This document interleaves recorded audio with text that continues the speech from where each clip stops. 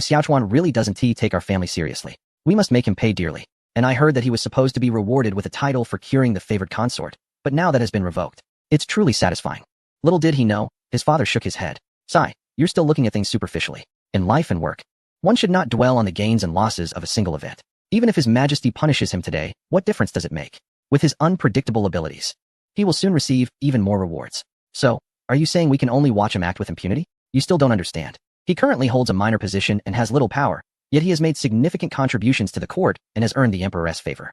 Such a person is the most trusted by the Emperor. Remember, whether he acts recklessly or not, as long as he doesn't harbor rebellious intentions, the Emperor can tolerate him. The young man remained puzzled. So are you suggesting we provoke him into rebellion? That seems unrealistic. Foolish. Do you think provoking him will lead to rebellion? Whether he rebels or not is not important. What matters is whether the Emperor thinks he might rebel. Please enlighten me. Father. Well, it's good to be humble when you don't understand. He may be in a low position now, but once he rises to power, with his straightforward nature, he will likely do many outrageous things. At that time, it will be easy to weave together accusations against him, and the Emperor will not tolerate it. Just like today's situation, if he were a high-ranking official doing the same thing, he could lose his position at the very least, or worse. Suddenly, the young man understood. So you're saying we should not make a big deal out of this, and instead plead for Zhang Xiaochuan to be rewarded? Good, you can be taught. In the palace of a favored consort, the young man stopped crying. Stop crying. Where's your manliness? He wiped his tears but still insisted, Mother, you must punish that Zhang Xiaochuan. He has been so reckless because of your and father's favoritism. Yesterday, he pointed that dark gun at me. The favored consort sighed, feeling helpless. Despite being so smart and strong-willed, how did she end up with a son who is foolish and cowardly? I understand. And I will certainly make a decision regarding this matter. At that moment, a princess interjected, Mother, why don't I gather people right now and bring Zhang Xiaochuan here to punish him and avenge my brother? Wu Huifei angrily said, Foolishness. Zhang Xiaochuan has made great contributions to the court now, so do not create trouble. You all should not interfere any further. Nor should you cause any trouble for Zhang Xiaochuan. Upon hearing Wu Huifei's command, Li Zhao immediately agreed. Princess Xiani was still unconvinced, saying, Mother, that Zhang Xiaochuan is just an insignificant person. Why should we fear him? Wu Huifei sternly interrupted Princess Xiani, saying, Zhao and Xiani, you may leave the palace. Huir, stay behind. I have matters to discuss with you. After Li Zhao and Princess Xiani left, Wu Huifei asked, Huir, what do you think of this matter? Yang Hui was also a clever person. He understood that Wu Huifei did not intend to pursue the issue. She was only unsure about how to proceed specifically. After thinking for a moment, he replied, I believe that not only should this matter not be pursued, but Mother should also plead for Zhang Xiaochuan in front of the Emperor. Not pursuing it is fine, but why plead? In fact, this issue was more the fault of the Crown Prince and the Li family. The Emperor's punishment of Zhang Xiaochuan was also out of concern for the royal family's reputation. If Mother pleads, it would show her magnanimity, especially since Zhang Xiaochuan just saved her life, thus avoiding others saying the royal family is ungrateful. Wu Huifei was very satisfied with Yang Hui's answer, and having made up her mind, she dismissed him from the palace. Chapter 240. Titles regained. Zhang Xiaochuan looked at Gao Lishir with a displeased expression, saying, Isn't it enough that you fined me 10,000 coins yesterday? Why are you here again today? Gao Lishir, also feeling somewhat impressed, replied, Do not be angry, Master Zhang. Today we have good news for you. Zhang Xiaochuan curled his lips, clearly skeptical. Gao Lishir continued, The Emperor has summoned you to attend the morning court tomorrow. Ah, attend the morning court? Why is that? Do not worry, it is a good thing. Well, this isn't really a secret. The edict will only be announced tomorrow, but just keep it to yourself. Zhang Xiaochuan, understanding the situation, quickly handed over a stack of vouchers, saying, Rest assured, my lips are sealed. Actually, it was nothing much. Someone had pleaded for you. And the Emperor is reinstating your title. This is a tremendous favor. Although Zhang Xiaochuan did not care much for the title, he was still pleased to regain it. However, he was puzzled as to who would plead for him, considering he had not made any allies among the officials. This is indeed good news. I just wonder who would plead for me. Gao Lishir deliberately kept him in suspense, saying, You might be surprised to know that it was Prime Minister Li and Wu Huifei who pleaded for you. Isn't that shocking? Zhang Xiaochuan's eyes widened in disbelief. Shocking? Those two must be out of their minds. How could they show me such kindness? Zhang Xiaochuan understood that Gao Lishir was kindly reminding him, as he knew if the Emperor asked what he said, Gao Lishir would not be able to hide it. So he explained, I apologize. I got a bit carried away in my excitement. I am actually curious as to why they would plead for me since I just dealt with their son, which seems to offend them. Surprisingly, you are aware that you have offended them. You should reflect on your actions. Now they are repaying kindness with kindness. And you should think carefully about how to respond. Of course, this is the Emperor's intent. Zhang Xiaochuan thought to himself, It's strange to repay kindness with resentment. I can't figure out what they are planning. The strategies of the ancients are truly formidable, but as long as one is strong enough, any conspiracy is just a paper tiger. He learned to be more cautious in his words. What His Majesty reprimanded is due to my shortcomings. I must send gifts to apologize to the Prime Minister and the favored consort later. You are thoughtful. Remember to attend the morning court on time tomorrow. he said as he sent Gao Lisher away. Zhang Xiaochuan quickly instructed the kitchen to prepare dinner early. He needed to be disciplined, sleep early. Especially since that dreaded morning court was far too early. Meetings started at 6 or 7, which meant getting up at 4 or 5. Sure enough, the next day Zhang Xiaochuan was forcibly awakened, eyes closed the whole time as he was dressed. He felt a tingling sensation on his scalp, finally experiencing a sense of returning to a previous life, reluctant to get out of bed for work. Despite the discomfort, as a diligent citizen, he had to get up. It was still early summer, and the transition from night to day still had a bit of a chill. Standing outside the Xianzheng Hall, Zhang Xiaochuan shivered. This is inhumane, making me come so early just to stand outside in the wind. Even if the rewards are announced last, at least let me in to wait. Despite feeling cold, he leaned against a pillar and dozed off. In his dreams, he was suddenly blinded by light. Zhang Xiaochuan opened his eyes to find it was already late morning, the sun piercing through the clouds. He rubbed his eyes and estimated he had been standing there for over 2 hours, stretching his shoulders. He prepared to continue sleeping when he heard voices coming from inside. Announce. Chief of the Ministry of Works Zhang Xiaochuan is here to see you. Announce. Chief of the Ministry of Works Zhang Xiaochuan is here to see you. Announce. Since it was quite far from the inner hall to the outer corridor, the 3 calls were made by 3 different eunuchs. Zhang Xiaochuan didn't hear the first call at all, and he caught the second one. The eunuch calling the third time was right next to him, and Zhang Xiaochuan couldn't help but mutter, "I heard you, big brother." The eunuch replied, "Master Zhang, if your family elders can't hear you, you should hurry up and present yourself." Zhang Xiaochuan suddenly realized that he couldn't casually call out big brother in the Tang dynasty. Fortunately, the young eunuch thought he was calling out to the heavens, so he quickly prepared to head to the main hall. Zhang Xiaochuan had just taken 2 steps when he fell to the ground with a thud. He had been standing too long and his legs had gone numb, causing him to fall awkwardly. Unexpectedly, the young eunuch seemed unfazed and shook his head. Another one who hasn't seen much of the world, first time at court, too excited to walk. The eunuch waved to a couple of burly guards nearby, and 2 strong guards soon came over, each taking one side to lift Zhang Xiaochuan into the main hall. Zhang Xiaochuan felt like he was in a major social embarrassment. His first serious court appearance was being carried in. The 2 guards placed him in the center of the court hall, and one of them cupped his hands and reporting, Master Zhang was too excited to meet the emperor, and his legs went weak. This subordinate has brought him here, and I take my leave. After saying that, the 2 turned to leave. Li Longji couldn't believe that Zhang Xiaochuan was excited. After all, this young man had seen him multiple times before and had never shown any signs of excitement. Seeing him lying on the ground was quite comical, and Zhang Xiaochuan had to suppress the urge to laugh. Since he had already embarrassed himself, he thought it best to stay where he fell for a while. He lay on the ground and shouted, "I, your subject Zhang Xiaochuan, pay my respects to your majesty. Long live the emperor." Li Longji replied, "Get up." Zhang Xiaochuan felt like crying without tears. How could he get up? Should he lie flat? He choked out, "Your subject," seeing Zhang Xiaochuan still lying down. Li Longji suppressed his laughter and said, "Zhang, why are you still on the ground? Are you refusing to obey the command?" Zhang Xiaochuan thought to himself, "I'm not refusing. I just can't get up." But he didn't stay silent and replied, "Your majesty, your subject was waiting outside the hall without proper protection, which caused poor blood circulation in my lower limbs. Additionally, with the invasion of cold, I developed acute varicose veins pressing on the nerves in my legs, making it impossible for me to get up. I hope your majesty will punish me. Speak plainly." He thought, "I've been standing outside too long, my legs are numb. Please let me rub them." After saying this, Zhang Xiaochuan flipped over and sat on the ground, rubbing his legs. Li Longji found it amusing, especially with Zhang Xiaochuan's comical leg rubbing, and couldn't help but burst into laughter, while the officials pointed and whispered among themselves. Li Linfu thought to himself, "Indeed, he is a naive young man. Let's see how he fares in the future." Zhang Xiaochuan regarded these people as mere NPCs, feeling no pressure at all. Once his legs were moving again, he pushed himself up and said, "Your majesty, I can stand now." Li Longji had laughed enough and quickly returned to his stern demeanor as the emperor. "All right, Zhang Xiaochuan, listen to your decree." At this moment, Gao Lisher stepped forward with an imperial edict and stood beside the emperor, reading aloud to the officials. To Zhang Xiaochuan, head of the Ministry of Works, the content of the edict was a long string of formal language, much of it classical Chinese, leaving Zhang Xiaochuan a bit confused.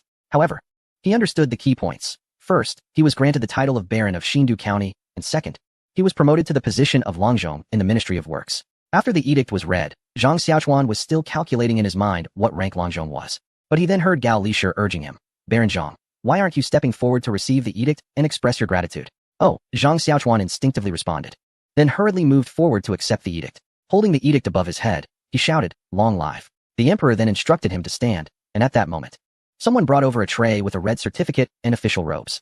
Zhang Xiaochuan hugged them to his chest and expressed his gratitude once again. After the rewards were given, the court meeting concluded. Many ministers came forward to congratulate him, but Zhang Xiaochuan didn't recognize them. So he simply clasped his hands and thanked each one like a host welcoming guests at a banquet. At that moment, an elder approached and, without waiting for Zhang Xiaochuan to bow, pulled him towards the exit of the hall. Zhang Xiaochuan then noticed it was the right chancellor, Li Shizhi. "Congratulations, Baron Zhang. You are now part of the court, and you have secured a place in the central government. Zhang Xiaochuan was puzzled and asked, Chancellorly, are you joking? I know about being part of the celestial ranks, but what does being part of the court mean? Li Shizhi didn't answer directly, but instead asked, do you know why officials of the 5th rank in the capital are considered a watershed? Zhang Xiaochuan scratched his head. Is there such a saying? I didn't know. Alas. Li Shizhi looked at him with disappointment and continued, starting from the 5th rank, you will have the qualification to attend court meetings. From then on, you will have the chance to offer advice on important state matters. That's what true governance is all about. As he spoke, Li Shizhi glanced at the sky, seemingly reminiscing about his own time as a 5th rank official. At this moment, Zhang Xiaochuan was wide awake, realizing that as a low-ranking attendee, he was merely a filler. He had experienced this in his previous life at a corporate group, where the entire meeting felt like a high-energy hypnosis session, unable to sleep, caught in a cycle of nearly dozing off, jolting awake, feeling sleepy again, and then jolting awake once more. The experience was truly indescribable. Thinking of this, Zhang Xiaochuan pouted. Li Xiang, you really know how to talk. Attending court just means having another pair of ears. Where's the opportunity for advice? I see it as more risk. The worst part is having to wake up early. Wake up early. What are you doing? Yelling like that. This is the palace. Zhang Xiaochuan lamented. Doesn't that mean I'll have to wake up at 5 every day and have meetings at 6? Oh my, I don't want to live anymore. Li Shizhi corrected him seriously. What nonsense are you saying? It's South the morning court meeting, and besides, don't look so unwilling. Living in Pinkangfang. You can leave half an hour earlier and still make it to the court. Many officials wake up at the 3rd hour. Really? Doesn't that mean getting up at 3 or 4? Li Shizhi looked confused. It's always been like this since ancient times. What is wrong with waking up early? Why do you look like you've lost someone important? You don't understand the hatred a modern worker has for morning meetings. I didn't expect to escape it even in the Tang dynasty. It's so tough. I want to meet the emperor. I want to resign. As he said this, Zhang Xiaochuan turned to seek the emperor, but Li Shizhi quickly grabbed him. Have you lost your mind? How can you meet his majesty with such absurdity? Zhang Xiaochuan argued. What is absurd about it? Am I not allowed to refuse a promotion? After saying that, he shook his head, ignoring Li Shizhi, and turned to leave. Zhang Xiaochuan shouted at Li Shizhi's back. Li Xiang, as someone who has been there, how do you resign? Teach me. Li Shizhi thought to himself. What a nuisance. I just wanted to be likable and enjoy some drinks. Who knew this kid would go crazy? As he pondered, he heard Zhang Xiaochuan's voice again and quickened his pace. Zhang Xiaochuan thought left and right, feeling that he couldn't continue as a 5th rank official, so he turned around to find the emperor. However, he was stopped by the guards halfway, without even a chance to announce his presence. Not only could he not see the emperor, but he hadn't even seen Gao Lishir. Zhang Xiaochuan then realized that he was just a low-ranking nobody, thinking that presenting weapons and automobiles to the emperor would make him significant, but in reality, he was nothing. It seemed far from his ambitions of governance. However, to avoid suffering for the people, he still wanted to promote change through the court's civility. He wouldn't resort to forceful reform unless absolutely necessary. Zhang Xiaochuan shouted into the night, People of the Tang, remember, I am enduring this nonsense position for your lives. I have to wake up earlier than even the working class. It's worse than being an employee. You should be grateful for my sacrifice. After a difficult internal struggle, rationality finally triumphed over the warmth of the bed, and Zhang Xiaochuan groggily got out of bed, letting the maid dress him. His first morning court session after being promoted was also spent in a drowsy state, and he managed to listen to a few matters, all concerning warfare. Firstly, the recovery campaign in the northwestern region of Shanzhou was not going well. Huangfu Weiming had been fighting well, but unfortunately fell ill, leading to a defeat in the battle. Now, Wang Zhongxi was reassigned to take command. Then, there was great victory in the south against the Nanzhao, as the Mengshi Zhaowang was soon to present a tribute in the capital, claiming loyalty. Finally, there was a significant victory in the northeast against the incursions by the Turkic people, which made the emperor very happy, prompting him to summon An Lushan to the capital for promotion. Zhang Xiaochuan found it puzzling that these events should not have occurred in the same time frame, especially the rise of An Lushan, which historically should have happened 5 years later. Could it be due to his own influence, like a butterfly effect? However, he wondered if he could truly be considered a butterfly. Given his current impact on the Tang dynasty, he felt more like a typhoon, an extraordinarily powerful one, the kind that gets recorded in history. Thus, significant deviations in history could be understood.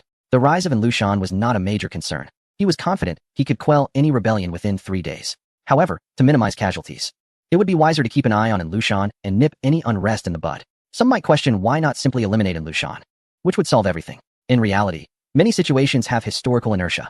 Killing An Lushan might just lead to the emergence of new figures like Zhao Lushan or Wang Lushan.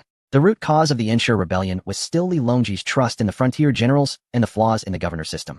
So keeping An Lushan around might be more manageable. Similarly, regarding Wu Huifei, originally, Li Longji, being the old lecher he was, had entered a phase of celibacy due to her death, but now that Wu Huifei had been rescued, he was becoming increasingly distant from her.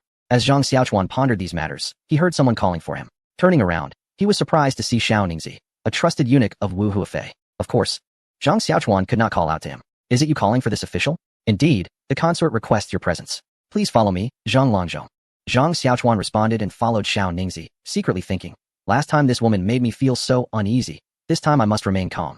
So she has no way to manipulate me. Chapter 242. The bedchamber packed Zhang Xiaochuan had prepared himself well psychologically, but unfortunately, upon entering Wu Huifei's palace, the first thing she did was dismiss everyone else, then close the door. Zhang Xiaochuan immediately lost his composure. Being alone with a woman in a room created an atmosphere that stirred emotions within him, and a seductive aura enveloped the entire space. Wu Huifei said nothing, simply gazing at Zhang Xiaochuan, making him feel as if her eyes not only spoke, but could also reach out and capture his very soul. All right, enough with the seductive looks. I'm still young and full of vigor. You're playing with fire here, and I don't even know what I might do. Wu Huifei, far from being intimidated, chuckled. Oh, what are you planning to do? Don't just talk, come and do it. Enough with the nonsense, let's get to the point. I won't fall for your tricks. Though he said this, Zhang Xiaochuan unconsciously leaned closer to Wu Huifei, clearly already under her influence. As expected, the scene repeated itself from yesterday, with Wu Huifei sitting upright. Let's discuss serious matters. However, Zhang Xiaochuan was not as passive as before. He suddenly pounced like a hungry tiger, pinning Wu Huifei down. Are you crazy? You actually dare to go this far? Wu Huifei's mouth was covered, making her words come out in fragments. Zhang Xiaochuan looked at Wu Huifei, who was flustered, and couldn't quite manage to silence her. So he had to give up for the moment. He responded, just because the tiger doesn't show its claws, you think I'm weak? I've got plenty of energy buildup that needs releasing, and here you are, adding fuel to the fire. Then, Wu Huifei's neck was at risk. But at least she could speak. Let me go quickly. This could cost you your head. Zhang Xiaochuan continued to ignore her pleas. Wu Huifei had no choice but to escalate her threats. If you let me go now, it's fine, but if you keep going, I guarantee you won't get out of this chamber today. Whatever, I'd rather die under the peony than live a dull life. Zhang Xiaochuan retorted and continued his advance. Seeing Zhang Xiaochuan's reckless attitude, Wu Huifei genuinely felt fear. If he took advantage of her, she couldn't report him, or it would lead to their mutual destruction. What troubled Wu Huifei most was how skilled this young man was. She felt herself getting deeper into this situation. Then she thought, anyway, my goal is to tie myself to Zhang Xiaochuan, and he may seem simple, but is actually very cunning. It's impossible for me to control him. The only way to achieve cooperation is to fully bind ourselves together. With that thought, she stopped resisting. After countless interactions, both of them collapsed on the bed, and after indulging, Zhang Xiaochuan's intelligence returned. You truly are a rare beauty. No wonder you have such favor. Wu Huifei obediently lay on Zhang Xiaochuan's chest. Aren't you afraid of dying? Acting like this with me could lead to severe consequences if exposed. Zhang Xiaochuan shrugged, not answering. Thinking to himself, ever since I gained the confidence to rebel, I've become increasingly reckless. This kind of arrogance could lead to disaster or extend my political troubles. Seeing Zhang Xiaochuan silent, Wu Huifei thought he was having second thoughts and continued. You don't need to worry too much. Men can be impulsive. I'll take care of you in the future. Trust you? You're quite the temptress, Zhang Xiaochuan replied. All right, since I've received my reward. What do you want me to do? TSK, heartless creature, so cold. Do you think I'm just an object? After venting, Zhang Xiaochuan was a bit too clear-headed. He realized this was a trap meant to bind him with sweet promises. This was a woman who could harm his future children, and he could not afford to trust her. But to avoid further beating around the bush, Zhang Xiaochuan went along with it. Wu Huifei, you are indeed a treasure, but one without a price. Humph, smooth talker. If your majesty inquires about the matter of the crown prince, you must speak a few good words for Zhao. Upon hearing this, Zhang Xiaochuan realized that they were still not willing to give up on this issue. However, given his current position, was this not a joke? He was nearly standing at the door of the Great Hall, and even if the emperor truly brought up the matter of the crown prince, he would have no opportunity to speak. This issue had already been discussed multiple times in court without any resolution, and it was unlikely to be brought up again. The emperor would surely inquire with you privately, and at that time, you could advise on Zhao's behalf. That's fine, it's not a big deal. By the way, I was just a bit reluctant to leave. Come back. What kind of person is this? They say men pull up their pants and forget people.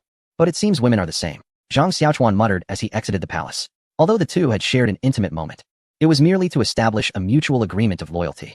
Zhang Xiaochuan's desire to treat Wu Huifei as a mistress was pure wishful thinking since this woman was devoid of emotions. She only sought to rise in status. It must be said that this woman's words seemed to have a magical power, as the next day, Li Longji summoned Zhang Xiaochuan to the palace. Standing before Li Longji's desk, Zhang Xiaochuan was nearly dozing off.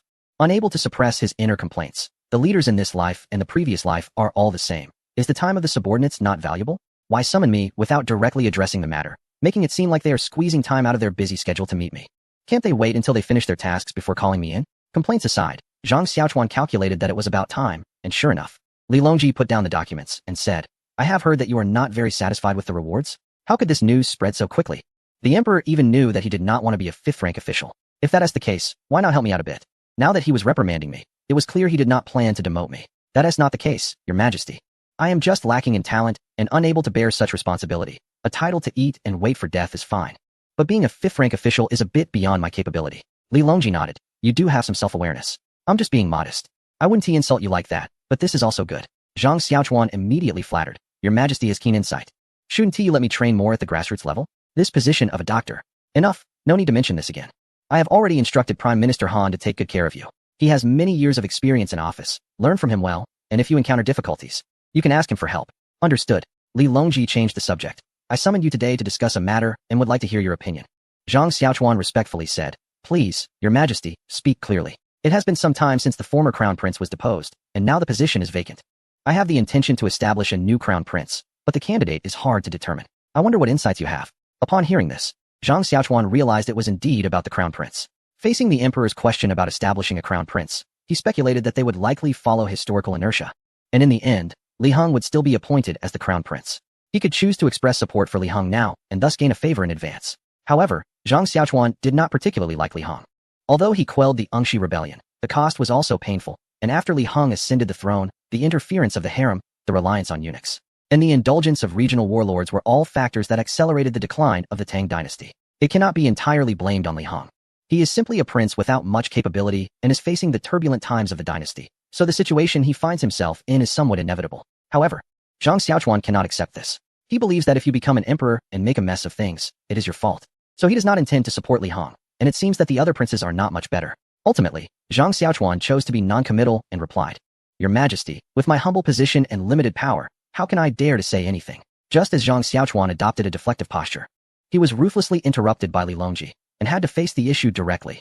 Your Majesty, it is not that I am unwilling to share your burdens, but rather that I have limited knowledge of the other princes. Li Longji responded, Aren't you very familiar with Zhao Er? And you have received the favor of Lady Wu. So I thought you would recommend Zhao Er.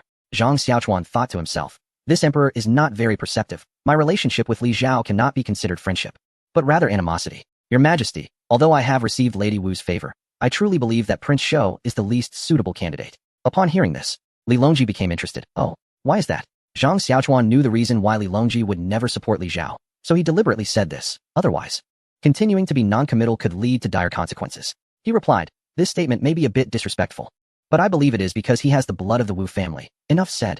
Zhang Xiaochuan quickly knelt down. I misspoke. Please punish me, Your Majesty. Enough. I have already said I forgive you, Li Longji said, then quietly added, Such a simple truth, even a young lad like you can understand. Why does Lady Hui insist on pressing the issue? Zhang Xiaochuan did not hear clearly and asked, What did Your Majesty say? Nothing. I still want to hear your thoughts on the succession. Zhang Xiaochuan remembered that historically it was due to Gao Lishi's suggestion to adhere to the ancient principle of establishing the eldest son that Li Heng was chosen. So since he knew the answer, he decided to repeat it. I believe the selection of the heir has a fixed pattern. Adhering to ancient customs is to choose the eldest. Why should Your Majesty be troubled? Li Longji was very pleased with this answer. But to prevent Zhang Xiaochuan from getting overly confident, he only responded with a nonchalant Then he changed the subject. Are you aware of the situation in the northwest? Zhang Xiaochuan was puzzled as to why the topic suddenly shifted to the northwest, but he quickly replied, I know a bit. While the dynasty appears to dominate the world, in reality, it faces constant border troubles. Since my ascension, there have been continual conflicts, and now the treasury struggles to support large-scale wars, making external conquests quite difficult. Zhang Xiaochuan was guessing what the emperor wanted to say when Li Longji suddenly exclaimed, But the territory of our dynasty cannot afford to lose an inch. Anyone who dares to invade must be fought against, no matter how difficult it is. Your Majesty is mighty, and the soldiers of the dynasty are formidable. This is indeed a blessing for us, Zhang Xiaochuan praised. Li Longji waved his hand. The reason I am telling you this is to ask how the production of rifles is going. Are they ready for use in the northwest battlefield? If we have this divine weapon, it could alleviate some pressures. Zhang Xiaochuan thought for a moment and said, Currently, the production line for the rifles has been established and is in the trial production phase. If all goes well, we can supply the battlefield within half a month. No, I will only give you 7 days. Zhang Xiaochuan was puzzled and said, Our troops are unstoppable in battle. We have won many victories without this rifle before. Why is Your Majesty so anxious? Li Longji looked up at the sky and sighed. Though I am not a warlord, I do understand military matters. While our forces are indeed powerful and victorious, our soldiers are still flesh and blood. There are always casualties in battles, and although victories are achieved through bravery, there are significant losses as well.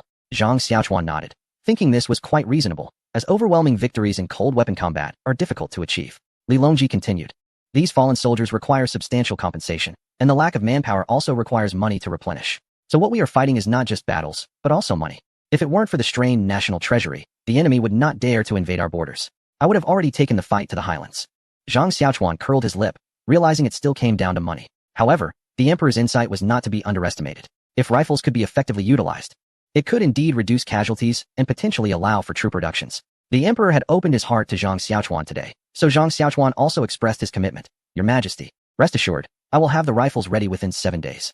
Suddenly, Li Longji seemed to remember something and exclaimed, not good. Before Zhang Xiaochuan could react, Gao Lisher rushed to Li Longji's side, asking, Your Majesty, what is it? Li Longji waved his hand. Step back, I am fine. He continued, I just realized that the distance from Chang'an to Shanzhou is not short.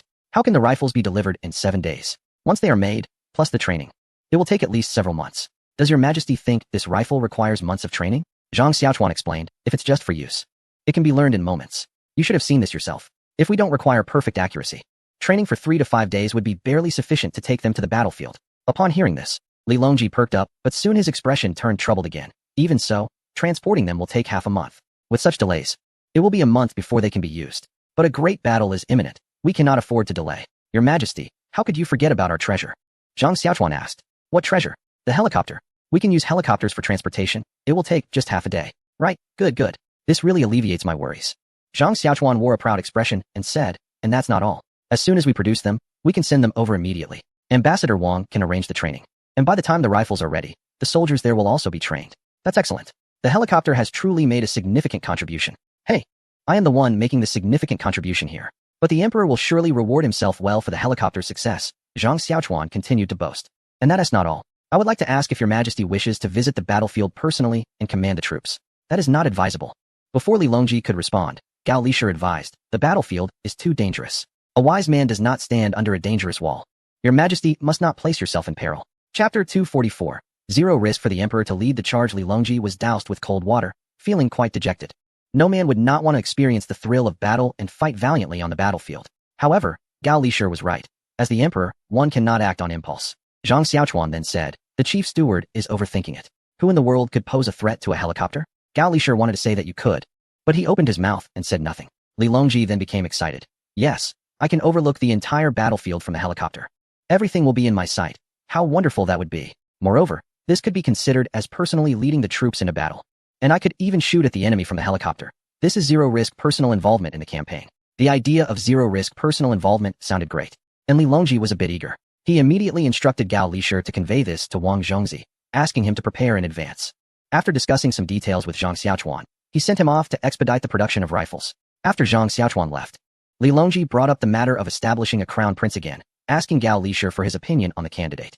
As expected, Gao Lisher replied, this old servant dares not speak recklessly. If I must say, I believe what Zhang Longzhong said is very reasonable. Promoting the eldest is indisputable. Well then, summon the ministers of the 3 provinces to discuss this. After Zhang Xiaochuan left the palace, he headed straight to the armory. Upon arrival, he instructed the supervisor to expedite the production of rifles, stating that he would not see anyone else unless summoned by the emperor. While the supervisor was puzzled, a trusted eunuch of Consort Wu, named Xiao Ningzi, arrived and said that Consort Wu wanted to see him. The supervisor thought to himself that Zhang Longzhong wouldn't be avoiding Consort Wu, but he didn't dare to ask, and simply relayed Zhang Xiaochuan's message to Xiao Ningzi. Although Xiao Ningzi didn't believe a word of it, he didn't dare to force his way into the armory, especially since the rifle production workshop was highly confidential. He could only return to report back. Consort Wu naturally knew that Zhang Xiaochuan hadn't spoken favorably for her son, Li Zhao, and more seriously, the emperor and the ministers had already decided on the crown prince, most likely choosing Li Heng as the heir. Thus, Consort Wu was filled with anger and wanted to find a way to get back at Zhang Xiaochuan. Unfortunately, he had run off too quickly and even took leave from the morning court, leaving her with no way to confront him. She couldn't openly call him into the palace either, so she could only sulk in her chamber. After pondering for a while and feeling unsettled, Consort Wu decided to confront the emperor, but to her surprise, he was also avoiding her. Li Longji managed to evade Consort Wu but was cornered by key ministers such as Li Linfu, Li Shizhi, Niu Xinka, and Han Xiu in the study. Li Shizhi said, Your Majesty, you must not put yourself in danger. Li Linfu added that Zhang Xiaochuan is still inexperienced, his advice is too immature, and Your Majesty must not be swayed by him. Niu Xinka echoed, the 2 Li ministers are absolutely correct. Alright, how did you know that I intend to personally lead the troops? Li Longji asked. It must have been you, General Gao, who leaked the news. Gao Lisher knelt down and replied, this old servant had no choice. I truly cannot bear to see Your Majesty in danger, which is why I asked several ministers to advise you. He humbly requested punishment for his presumption. Li Longji rubbed his head and said, I've already said that this matter is very safe. What is it called? Right. Zero risk personal involvement in the campaign. Please do not worry unnecessarily. Li Linfu said, Your Majesty, how can this be an overreaction? The saying goes that a country cannot be without a ruler for even a day. I am still alive. Ah, your majesty. He continued. The saying means that there must be a sovereign to oversee the central authority, not that the monarch is absent. Li Longji interrupted angrily. I understand. Isn't it decided to make Sanlang the crown prince? Let him oversee the state for a while and gain some experience. Seeing that the emperor had sidestepped the issue, Li Linfu turned to the other ministers for help, but they exchanged glances, unsure of what to say. Nevertheless, they uniformly urged, we implore your majesty to retract your command and avoid putting yourself in danger. Li Longji remained silent. The crowd shouted again. We implore your majesty to retract your command and avoid putting yourself in danger. Still silent. Li Longji listened to their third plea. We implore your majesty to retract your command. Enough. Li Longji interrupted their third round of shouting and continued. I don't know how to explain this. General Gao, go fetch Zhang Xiaochuan and let him speak. Yes. Gao Lisha responded, and soon Zhang Xiaochuan rushed in, panting. Upon entering, he immediately bowed to the emperor, sensing the tense atmosphere. As expected, Li Longji said, the ministers are worried about my presence on the battlefield. They don't believe me when I say there is no danger, so you tell them. It wasn't a complicated matter, but why didn't Li Longji explain himself? Because as an emperor, he believed it wasn't suitable for him to elaborate on everything. That was a task for those beneath him, and now that person was Zhang Xiaochuan. Zhang Xiaochuan outlined the plan to utilize new weaponry and rifles in combat, explaining that helicopters could quickly reach the battlefield, allowing for a direct presence that was not only fast and safe, but also boosted morale. Truly a win-win situation in terms of safety and efficiency. The ministers, not foolish, recognized the feasibility of this plan, but couldn't help but raise a question. Is it really possible to travel to and from the Shanzhou battlefield in one day? Absolutely no problem, Zhang Xiaochuan replied firmly. Niu Xinke asked, can we really observe the battlefield from the air? Indeed. What if we set up a rifle on the aircraft? Zhang Xiaochuan gave a thumbs up. General Niu, you truly are a seasoned veteran. This is definitely feasible. Li Linfu grew increasingly uneasy. General Niu, are you straying from the topic? Niu Xinke chuckled. Not at all. Then he turned to Zhang Xiaochuan. How many people can your helicopter carry? Zhang Xiaochuan sensed something was off. General Niu, what are you implying? Niu Xinke didn't respond directly but addressed Li Longji. Your Majesty, I believe there are still risks. It would be better if I accompany you. Zhang Xiaochuan thought to himself, what? This old fellow wants to go too? Hearing Niu Xinke support him, Li Longji quickly replied, your loyalty is commendable. Then you shall accompany me. Others realized something was amiss. Why was it that General Niu was going to watch the live event while they were left behind? After Zhang Xiaochuan's introduction, everyone wanted to see for themselves, as there were no weak scholars in the Tang dynasty. All had a fervor for battle.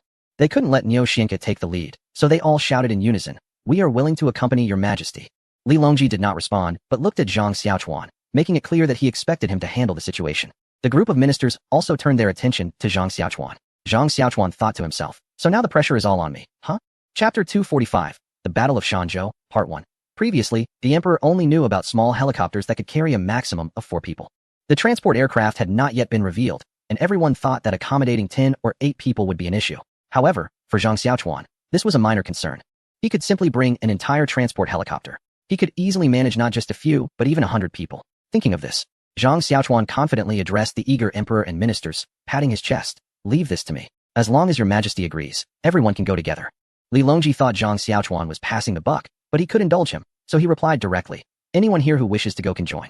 The ministers immediately cheered. Your majesty is wise. Currently, the war to reclaim Shanzhou was halfway through. The Tang army, led by Wang Zhongzi, was stationed at Huangshui City, while the Tibetan army, led by Daza Gonglu, was stationed at Shanzhou City. The two armies were in a standoff, and a great battle was imminent. In the Tang army's camp, Gushuhan complained, Grand Marshal, what are we doing? The enemy is right across from us. Can't we just gather our troops and charge over? Guazi, being more composed, interjected before Wang Zhongzi could speak. General Gushuhan, I believe the Grand Marshal has his reasons for temporarily training new weapons. And I see that this rifle can yield extraordinary results. What extraordinary results? We could easily win with a direct attack. Instead, we are waiting here. And it has already been 7 days. The troops are getting restless. Wang Zhongzi remarked. I think the most restless one is you. I am confident we can win this battle, but we are in mountainous terrain, and our cavalry advantage is not significant. If we engage, the losses will surely be considerable. Ah, Grand Marshal, although you are brilliant in strategy, when will you temper this compassion? In war, there are always casualties. Guazi retorted, General Go. What nonsense are you talking about? It is precisely because the Grand Marshal loves his soldiers like his own children that he earns the support of the entire army, making him as effective in battle as an extension of his own arm. Wang Zhongzi lightly tapped the table. All right, to reduce casualties. Delaying for a few days is worth it. However, since the emperor will be coming to observe the battle, we cannot afford to fail. Then he raised his voice. Guazi, listen to my orders. As soon as Wang Zhongzi was about to issue commands, the tent fell silent. Guazi quickly stood up and responded. I am here. I command you to lead 3,000 new rifle troops as the vanguard. And you must decisively break the enemy's main force. Yes, Gu Shihan, Li Guangbi, heed my orders. The two responded in unison, we are here. I command you both to each lead 10,000 cavalry as flanking support. Once the vanguard achieves success, you will launch a surprise attack on the enemy. Yes, Wang Zhongzi continued to deploy troops in an orderly manner. Once the arrangements were complete, he said, in tomorrow's battle, the emperor will observe from a helicopter. So not only must we win, but we must also do it impressively. If we perform well, we may even get summoned by the emperor after the battle. The generals in the tent were instantly stirred up. This was a chance to shine in front of the emperor. They were all invigorated, and their morale soared. Daza Gonglu is the elder brother of Daza Lugong. The naming conventions among the Tubo people can be quite amusing. One is called Lugong and the other Gonglu. Upon learning that his brother died on the battlefield in a skirmish with a rival faction, Daza Gonglu was not filled with sorrow or hatred, but rather with anger. He scolded Daza Lugong for being useless, noting that despite having nearly double the enemy's forces, they had been completely defeated, with his brother dying on the battlefield. He felt that it was fortunate his brother had died, as returning alive would not have spared him from disgrace. Daza Lugong's failure had indeed lowered the Daza family's status, as positions in Tubo were determined by strength. This was also true elsewhere, but in the Central Plains, the dynamics were more subtle and gentle. Whereas in Tubo, it was very raw. If you were weak, you would be quickly pushed out of the ranks. Thus, Daza Gonglu planned to raid the battlefield of Shanzhou to capture a large number of slaves to strengthen the Daza family's power. Unfortunately, the response from the opposing forces was too swift, and the situation had reached a stalemate, though they had not suffered a complete defeat. Initially, the opposing forces had made rapid progress, but unexpectedly, after capturing the Huanshui region, they halted their advance, showing no signs of an attack apart from reinforcing their defenses. This left Daza Gonglu perplexed, yet he did not dare to act rashly. The Tubo army had previously struggled to advance on Shanzhou due to a dispersed front, which led to being picked off by the opposing forces, but now with a more consolidated defense, they were on par with their adversaries. And Daza Gonglu was waiting for an opportunity to counterattack. In recent days, reports from scouts regarding the opposing forces were quite strange. They claimed to hear sounds of firecrackers coming from the enemy camp, even though it was not a festival. There were no other useful pieces of information, and overall, the opposing forces seemed to be hiding in their camp, with no military actions taking place apart from reconnaissance. Although nothing concrete was discovered, Daza Gonglu suspected that there must be issues within the opposing ranks, as their behavior was too inconsistent with their usual style. Therefore, he decided he could not wait any longer, and he ordered the drums to be beaten and the tents to be raised, planning to lead his main forces to attack Huanshui City the following day. However, just as they were halfway through their preparations, scouts brought news that the opposing forces were beginning to gather their troops, indicating that a large-scale attack might be imminent the next day. Upon hearing this, Daza Gonglu felt fortunate, thinking that it was a perfect opportunity. The next day, as dawn broke, both armies began to advance towards each other, and a whirlwind of dust rose between Huanshui and Shanzhou, banners flying and horses neighing, creating a magnificent spectacle. The two armies formed battle lines facing each other between the two cities. Daza Gonglu, leading a small group of men, called out to the opposing forces, Wang Zhongzi. Do you dare to come forward and speak? Of course, Wang Zhongzi dared. He had already brought a contingent to confront them, which Daza Gonglu had noticed, intending to provoke him. Thus, this Tubo general was quite cunning, and before the battle even began, they were already engaged in verbal sparring. As soon as Daza Gonglu finished speaking, Wang Zhongzi approached and said, Daza Gonglu, you wolf-hearted traitor, if you have any last words, speak quickly, or you will have no chance left. Dare you come out after hiding for 7 days like a turtle, ready to meet your death now? Daza Gonglu retorted. Wang Zhongzi, unfazed, replied, I was preparing a coffin for you, and today I will bury you. If you surrender now, I can at least ensure you a complete corpse. Daza Gonglu discovered that Wang Zhongzi was sharp-tongued and was unable to gain any advantage, so he said, do not rely on mere words. We shall see the true skills on the battlefield. Wang Zhongzi replied, since that's the case, let us each rely on our own abilities. Farewell. After exchanging these verbal jabs, the two returned to their respective armies to prepare for the attack. The troops of Tubo followed their usual strategy, with a front line of 10,000 slave soldiers, while cavalry waited in the rear and on both flanks, ready to encircle the enemy's front line after the slave soldiers charged in. Since the slave soldiers were attacking in a suicidal manner, their offensive power was still quite strong. The Tang army, however, executed their plan by sending 3,000 new troops to the front line to meet the enemy. Daza Gonglu watched in confusion, wondering what the Tang army was doing, as they charged forward with burning sticks. Chapter 246. The Battle of Shanzhou, Part 2. A large black helicopter was flying towards the battlefield of Shanzhou. This was a temporary modification made by Zhang Xiaochuan to the aircraft, mainly adding more seats inside, with windows beside each seat and installed observation lenses, somewhat similar to periscopes. Without the modifications, the people inside the transport aircraft would see nothing.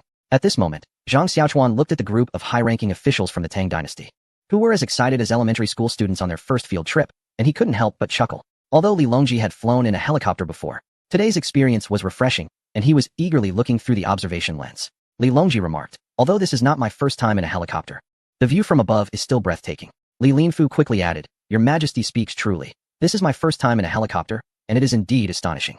The mountains and rivers from the sky appear as if they are alive, presenting a stunning landscape painting before our eyes. Others also expressed their feelings. While Zhang Xiaochuan wickedly thought, if I were to eliminate this entire group on this helicopter, the Tang dynasty would likely fall into chaos. Naturally, everyone was quite moved by this new invention, with some sharing their emotions, others studying its functions, and some discussing the principles of flight. While the group was engrossed in discussion, the helicopter had already reached the battlefield. Below, the Tang army's vanguard of only 3,000 men faced the opposing force of 30,000 mixed infantry and cavalry. The observation team in the helicopter could see everything clearly. And to avoid disrupting normal operations, there were no significant time constraints, coincidentally arriving just as the battle commenced. Li Longji, feeling satisfied, said, It's my first time witnessing such a large-scale formation. It is truly magnificent. The timing is just right. It seems the battle has just begun. What do you all think our chances of victory are? Li Linfu promptly replied, Our Tang army is strong and well-equipped, and with your majesty's presence to inspire morale, victory is assured. I believe we can discuss how long it will take to defeat the enemy and how many we can annihilate. Flattering Li Longji made him feel quite pleased. What the Chancellor says is absolutely correct. This battle will surely be a victory. Then, let us discuss this matter further. The general said, Although I believe we will win this battle, I have some concerns. This rifle is being used in combat for the first time. While it has a long range and decent lethality, the numbers are still too few. Therefore, I worry that the rifles may not achieve the expected surprise victory. And even if we win, there will be some setbacks. I think it will be difficult to secure victory in a short time, having fought many battles. The general provided a thorough analysis, and the emperor, upon listening, agreed. What the general said is indeed wise and reflects seasoned counsel. He then turned to Zhang Xiaochuan and asked, This rifle was made by you. What do you think? Zhang Xiaochuan replied, If you ask me, there is no need for concern. The distance between the two armies' vanguards is about to reach the rifle's shooting range. Let us observe the battle first. After this reminder from Zhang Xiaochuan, everyone realized that both sides had already begun their attack. Wang Zhongzi clenched his hands tightly. He wasn't particularly optimistic about these 3,000 riflemen due to their limited numbers, making their deployment as vanguards feel somewhat rushed. Moreover, due to time constraints, the training and commanders were all sent by the emperor. He had witnessed the power of rifles. If effectively utilized on the battlefield, they could end fights at a distance, achieving a scenario where our side suffers zero casualties. This was impossible in the era of cold or hot weapons. But bringing firearms to the cold weapon battlefield made zero casualties achievable. This potential was recognized by Wang Zhongzi, a military genius, so despite many uncertainties, he accepted the emperor's order to use riflemen in this operation. Even though simulations indicated that the riflemen could deliver the expected results, as the commander, he still felt apprehensive. Watching the two sides' vanguards gradually approach, his palms grew sweaty. When they were just 2 arrows' lengths apart, the sounds of gunfire erupted from the Tang army's vanguard. With the gunfire, the Tibetan army's vanguard began to suffer casualties. After the first round, hundreds were dead or wounded. Although these casualties were not significant compared to 30,000, the mysterious deaths instilled great fear. Bullets differ from arrows. The trajectory of arrows is visible to the naked eye, whereas bullets cannot be seen at all. Furthermore, the rifles used smokeless powder, meaning there was no significant smoke after firing, which made the deaths seem even more inexplicable. All of this happened in the blink of an eye. Before the Tibetan army could react, a second round of firing followed. After the gunshots, more hundreds fell. This casualty figure was already quite terrifying. If it had been arrows, most would have been blocked by shields and armor, with an accuracy rate of about 10%, resulting in penetrating injuries only about 1 or 2% of the time. However, rifles were different. Without cover, it was no different from shooting at a target. Even a group of riflemen trained for just a week had an accuracy rate of 50%. For well-trained riflemen, the accuracy could improve by at least another 30%. Thus, 3,000 riflemen produced an output equivalent to that of 30,000 archers, along with an added deterrent effect. At this moment, Wang Zhongxi relaxed his tightly clenched hand. The 2 rounds of fire had far exceeded expectations, and he could already foresee the battle that was about to unfold. He turned to the messenger and ordered, As soon as the enemy's vanguard collapses, immediately issue the command for the entire army to charge. Yes, the first round of fire caused the vanguard of the enemy to slow down. The second round brought the vanguard to a complete standstill. At this time, a third round of firing erupted on the battlefield, leading to the total collapse of the enemy's vanguard, which scattered like frightened rabbits, disorganized and in chaos. The order for the Tang army to charge followed suit. Defeat. A rout of 1,000 miles. Daza Gonglu was also a decisive leader, accurately assessing the situation on the battlefield. When the vanguard disintegrated, he immediately adopted a strategy of cutting losses. The Tibetan army that had entered battle numbered 100,000, but he only led his own 5,000 elite cavalry to retreat, abandoning Shanzhou and heading directly for Shirbao City. Although Daza Gonglu did not know what kind of extraordinary weapon the Tang army was using, he clearly saw that it could kill from a distance of 2 arrows. Until he figured everything out, he couldn't afford to push forward, so he resolutely chose to retreat. However, with so many troops suddenly changing formation to retreat, It naturally took considerable time, and during this delay, the Tang army had already caught up. The Tibetan army was completely scattered at this point, and the war had turned into a one-sided massacre. Chapter 247, The Battle of Shanzhou, Part 3. At this moment, everyone on the helicopter was stunned. Although many ministers had not experienced battles, they had seen enough to know that they had never witnessed such a massive battle involving over 200,000 people.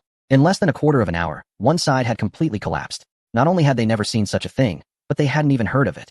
In battles of this scale, it was common for the two vanguards to not even meet in the first quarter hour, yet victory had already been achieved.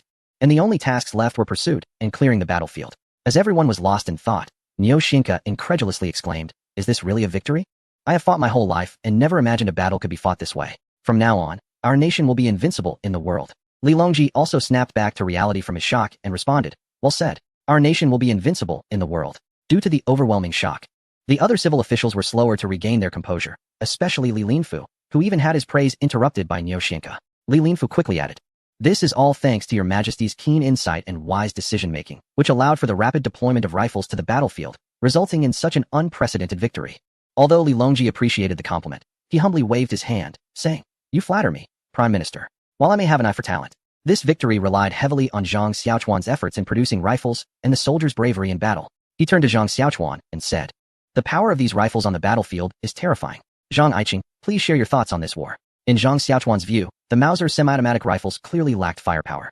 Although they had caused the enemy to collapse at the onset of battle, the actual casualties were still too few. He thus expressed his lack of enthusiasm, saying, "Your Majesty, the number of riflemen deployed in this battle was too small, and the training was rushed. The main factor in our victory was the element of surprise. Otherwise, with such lethality, it would have been difficult to achieve such results." In the eyes of other officials, it was a different matter. They were all shocked by the formidable lethality of this rifle. 3,000 riflemen could produce the firepower coverage effect of 10,000 archers. And the key was that the range was much greater than that of arrows, with armor-piercing capabilities. The enemy had no chance to retaliate. This was an absolute divine weapon. And in future wars, the victory of the Empire would be achieved with overwhelming force. Neo Shinka immediately countered, "I cannot agree with Zhang's words. Although this battle had the advantage of surprise, the results achieved were also astonishing, with considerable enemy casualties." Zhang Xiaochuan wanted to say that with the current rifles, as long as one understood their capabilities, there were ways to counter them. They were not as invincible as everyone thought. However, everyone was in high spirits.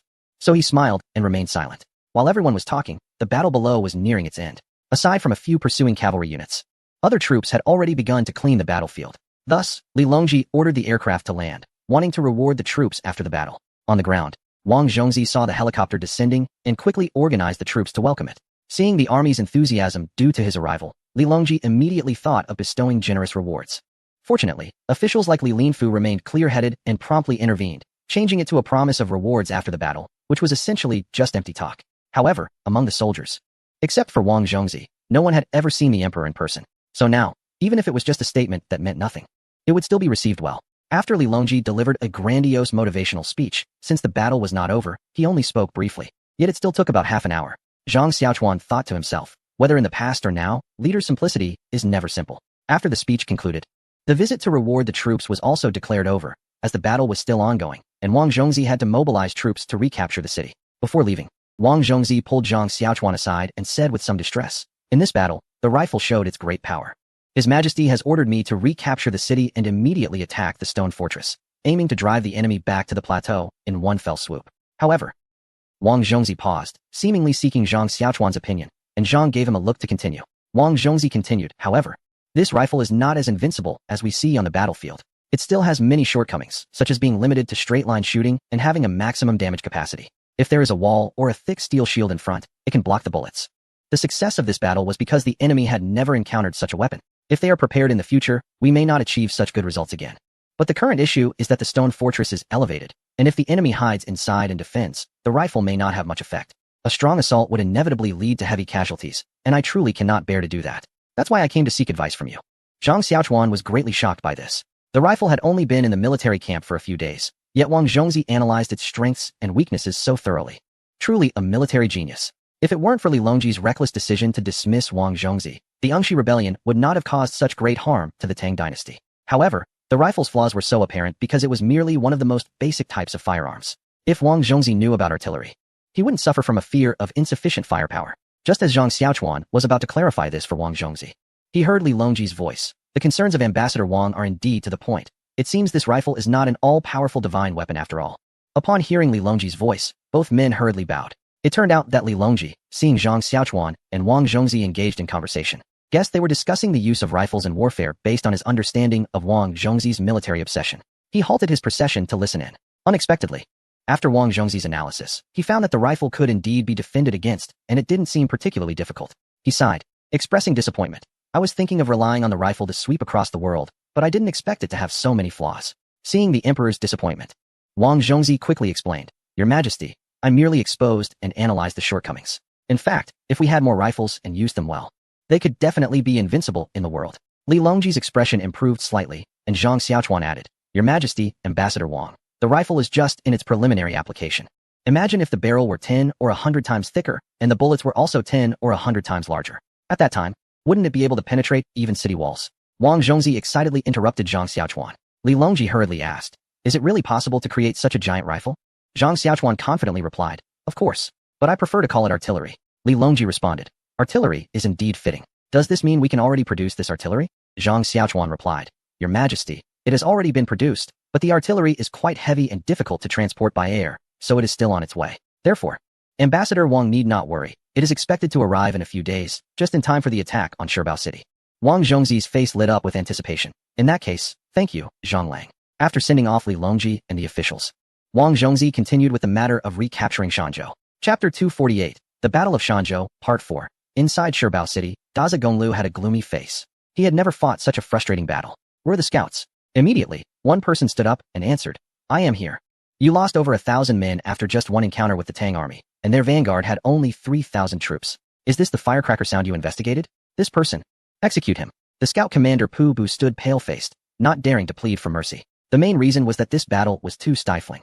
They had failed to gather intelligence on the Tang army's new weapons and bore an undeniable responsibility. At this moment, Deputy General Bong stood up to plead, Commander, General Pu Bu's failure in reconnaissance is understandable. The strange new weapons of the enemy are such that, even if they had been revealed sooner, we would not have known their purpose. Therefore, I believe General Pu Bu's fault does not warrant death. I asked the commander to give him another chance. Other generals also spoke in his defense. Daza Gonglu, after a moment of anger, seized the opportunity and said, Since everyone is interceding for you, I will give you a chance to redeem yourself. Go find out what weapons the enemy is using. If there are any more mistakes, you will pay with your head. Understood. After Pu Bu accepted the order and left, Daza Gonglu turned to Deputy General Bong and asked, What is the extent of our losses? Have we compiled the statistics? When it came to losses, Basang's expression was filled with anger. This battle has been devastating. Our army deployed 100,000 troops, and now only 20,000 from the Commander-S division have retreated safely. The other divisions have suffered heavy losses, and those who have returned are less than half of our forces. Daza Gonglu slapped his thigh and sighed, Alas, although I have my plans, the scale of our losses is truly heartbreaking. How many fighting troops do we have left? We cannot let this loss go unpunished. Bong replied, The returning troops, along with the garrison in Shanzhou and the defenders of Shirbao City, give us about 100,000 elite soldiers. Daza Gonglu nodded. Although our total strength is weaker than the enemy's, Shirbao City's terrain is treacherous, and Shanzhou has many mountains, so even with numbers, it will be difficult to maneuver. With these 100,000, we can still fight. What you say is quite right. But we currently know very little about the enemy's new weapons. We must plan our counterattack carefully. Indeed, we first need to understand what weapons the enemy is using. Everyone, please share your thoughts. After Daza Gonglu finished speaking, he looked at the other generals, who exchanged glances, unsure of what to say. Most were still in shock. Who knew what the enemy was using? Could they say they were too busy fleeing to pay attention? Seeing their expressions, Daza Gonglu realized that he wouldn't get much information from them, so he continued.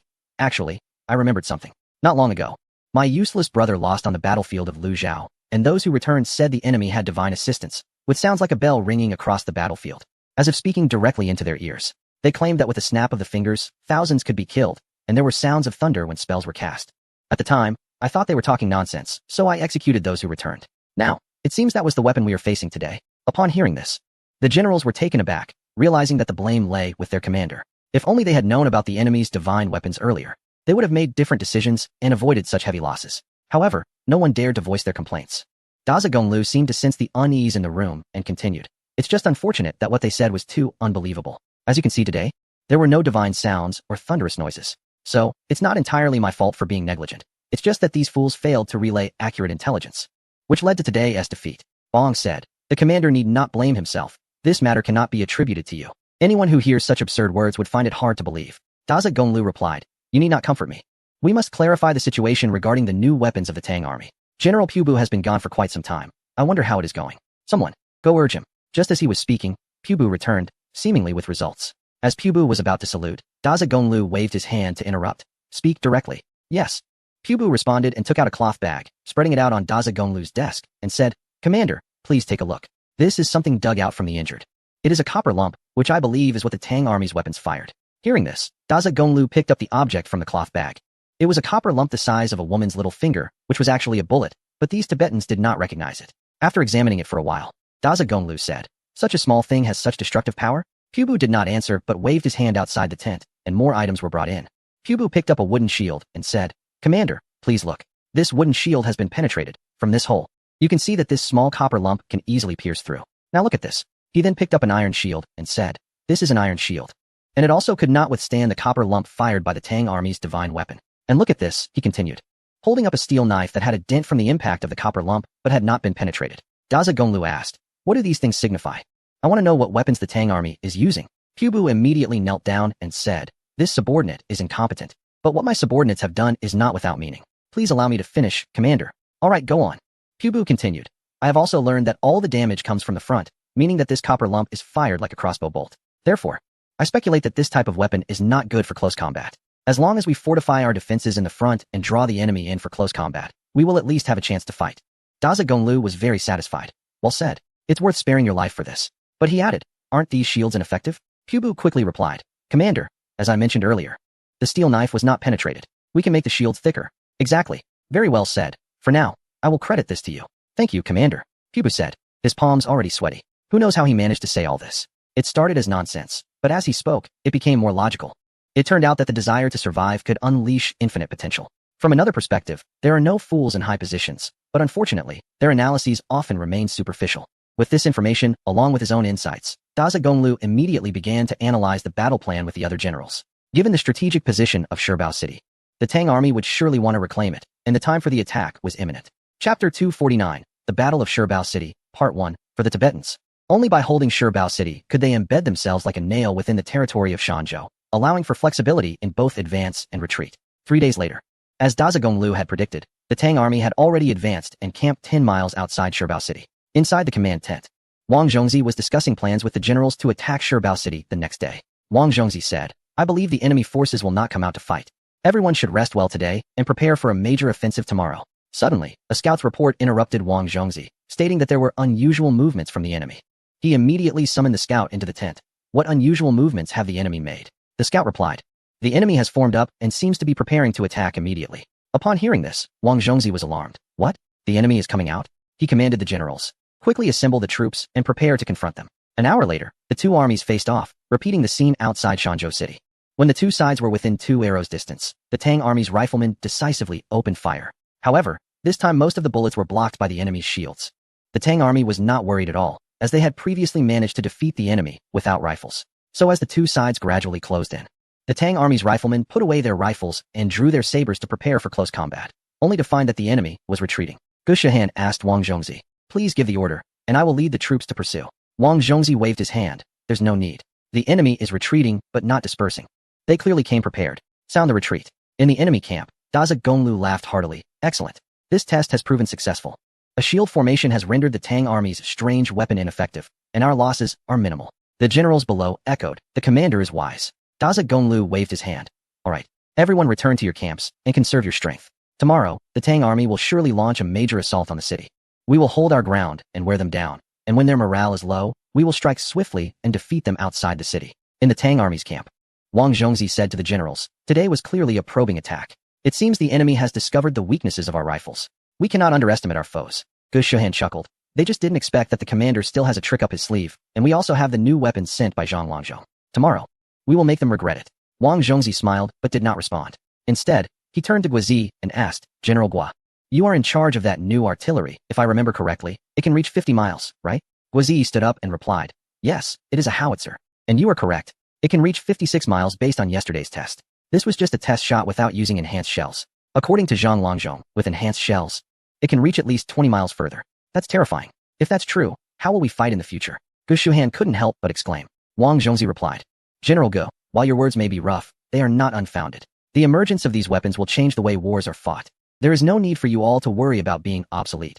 Soon there will be training on how to use these types of weapons, so everyone can learn to master their use. The conversation shifted as the mention of the artillery piece indicated a change in our offensive plans. Since we possess such a formidable weapon, we cannot limit ourselves to merely capturing the fortress.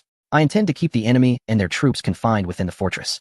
The enemy commander looked down at the approaching forces with confidence, relishing the advantageous position. It felt empowering, as though he could look down upon the world. Suddenly, a voice beside him exclaimed in surprise, interrupting his moment of triumph. The commander turned to see a large black object suspended in the sky.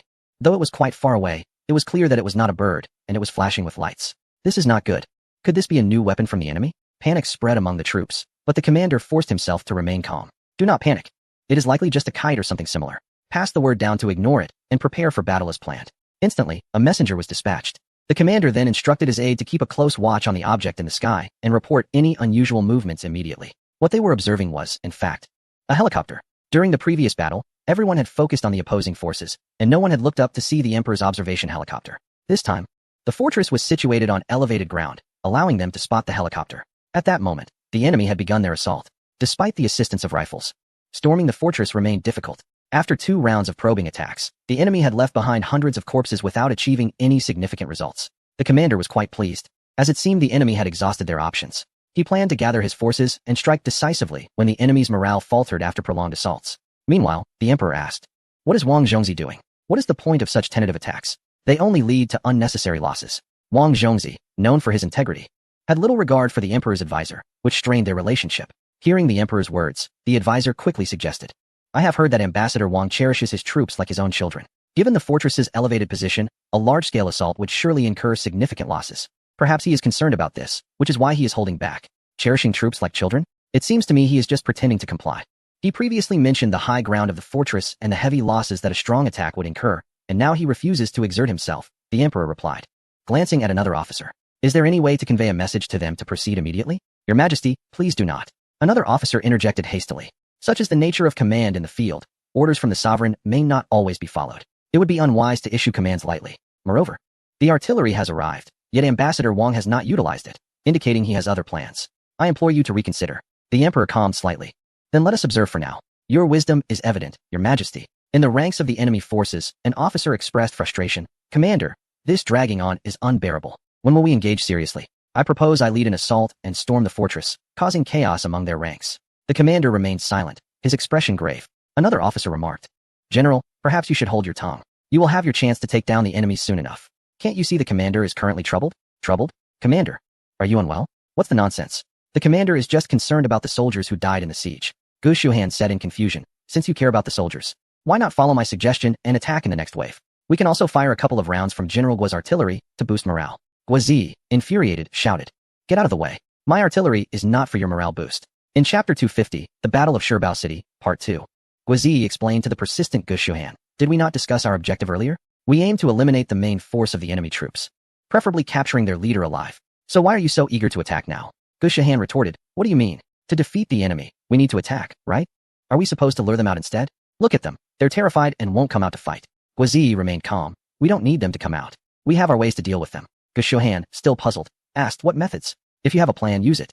Guozi replied, "The timing isn't right yet. It can't be used now." Gu Shuhan pressed, "What timing? When will it be right?"